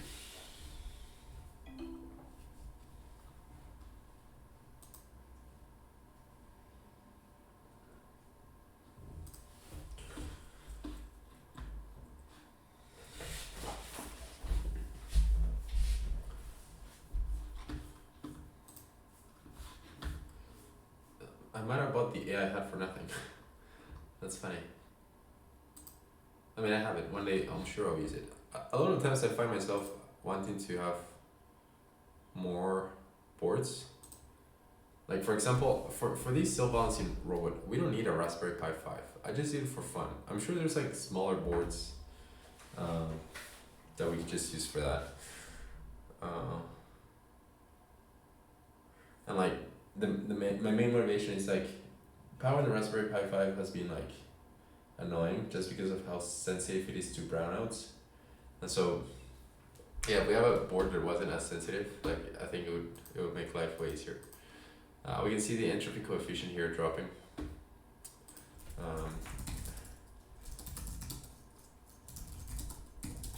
let's go like what the entropy coefficient should be. Entropy coefficient is a neural network training typical skills entropy loss. It can show between exploration and exploitation.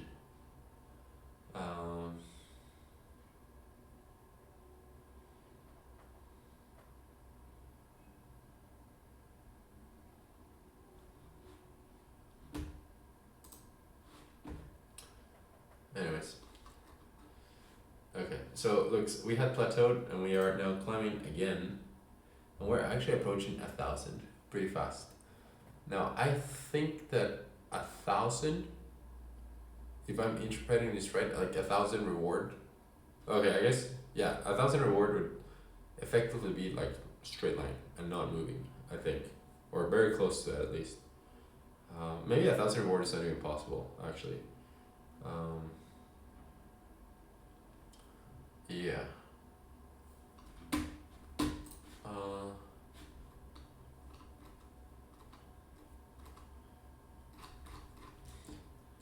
Would a way of making it more robust be adding random disturbances / guilds during training?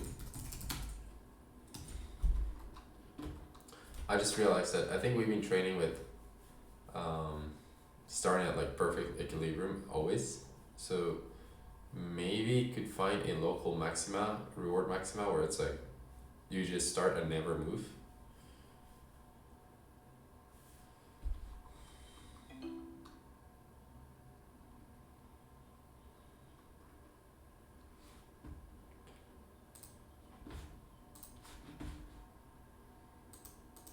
Okay, it's done apparently.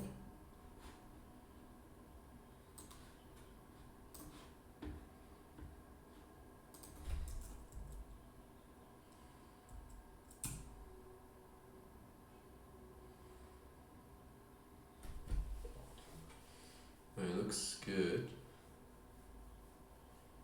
We're drifting. Slowly drifting.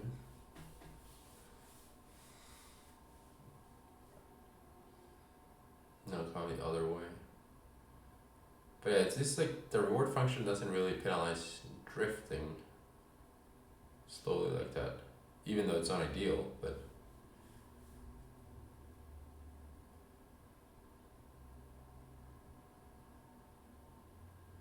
how would we do that? Like, especially non-coders, how would we do that? How would we tell like, hey, like you're not allowed to. I mean, the one thing I have in mind is like we're controlling. We know which way we're rotating, so it's like, oh, you're not allowed to keep rotating. Like you're penalized for always rotating the same way, right?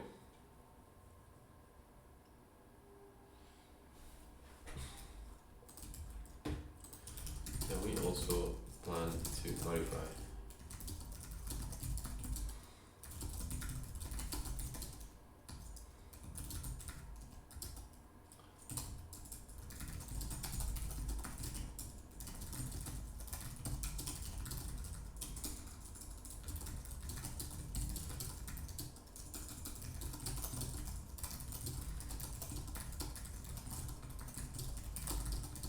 I mean, I'm not sure we're gonna do this today, but I think it's just as an experiment.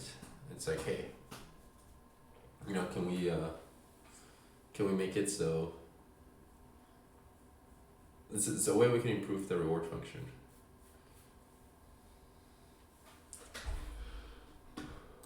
All right, I'm gonna have dinner. I'll be back, and after that, I won't be back to the computer. I'm just gonna deploy. Then I'm just gonna try to deploy straight to the robot, so we can control with the keyboard. Yeah. All right, dinner done. Let's deploy these robot control with keyboard. So we have a new file here. And I think we have a, oh, we don't have, well, let's see if this works.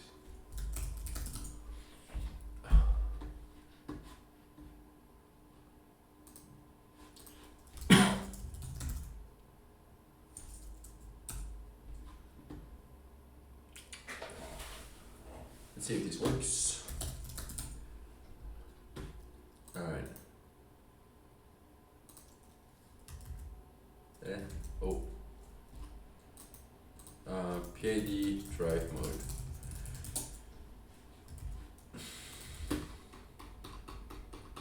And there's some instructions at the top. Self-balance round, balance continues. Okay. So I think we just go.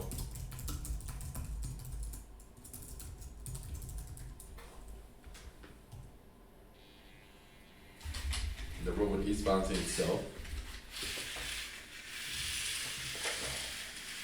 So I'm gonna try to hold steady. So that's steady, and now I wanna push my arrow forward. Oh, sorry, I didn't push anything. I'm gonna push it forward.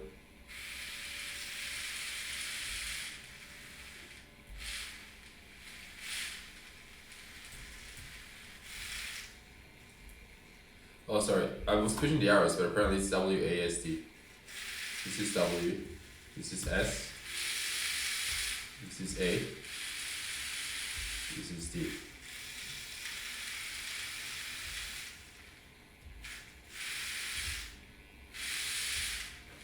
Alright, easy to deploy. We're gonna go on the floor now.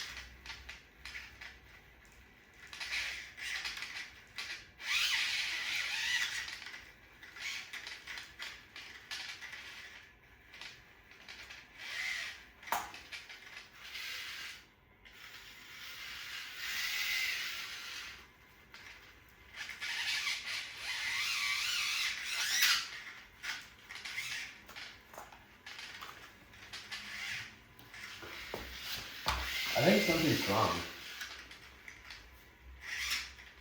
I hear the motor spinning, but the wheels don't spin. Especially on this side. Maybe this side.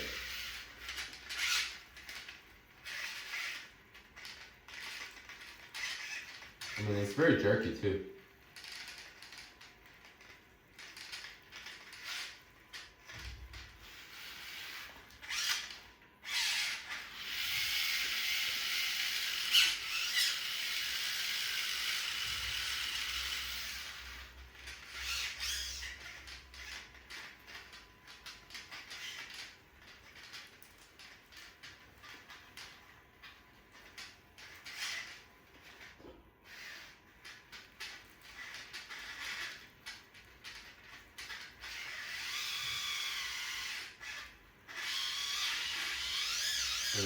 It did rotate there, but I think the gearboxes are stripped. You can hear them making, oh, it's rotating on my command. So it kind of works, but you can hear the gearboxes making really loud noises. Like, see how the wheel's spinning and I hold it? And then the motor keeps making noises. It sounds very unhappy.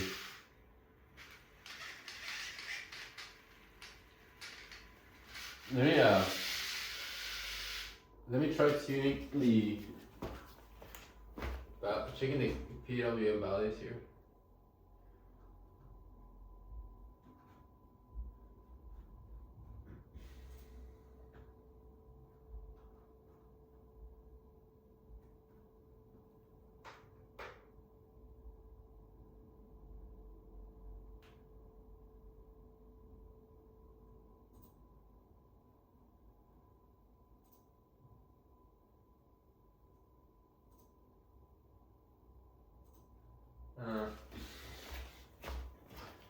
Yeah, that doesn't sound happy.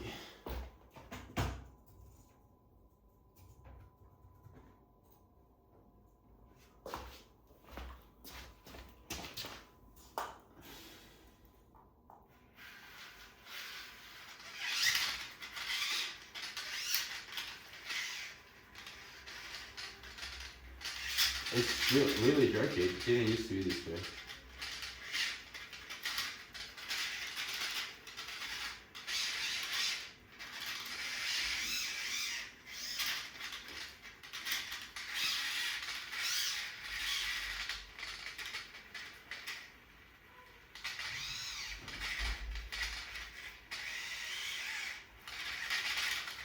Maybe it's a matter of changing the motors.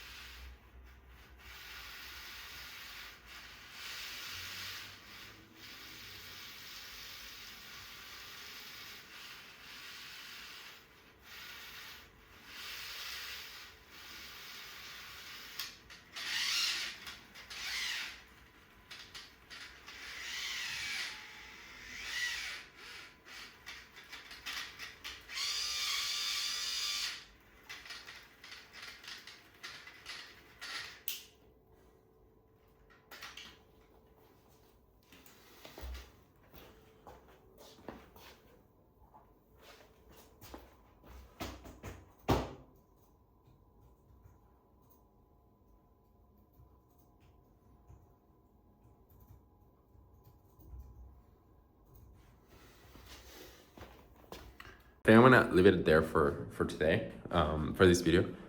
I'm not sure what those noises were. So it feels like the gearboxes have been stripped. Last time around, it wasn't like that. So I'm not sure what changed, and I haven't really run it since. It's been 6 months just sitting there basically. So I don't know, maybe tomorrow we'll do like a dissecting video, but for now, right, if we can't even run that, there's no point of implementing a neural net on that, right? So it won't work. So yeah, part of me wants to just redo this build with better motors and a smaller microcontroller. But that's not something that can happen this week because things need to ship and gotta basically rebuild the whole thing, which is fine, but again, just time-wise, it won't happen this week. And I have to have a lot of time this week. So I might switch back to the robot hand project in the meantime.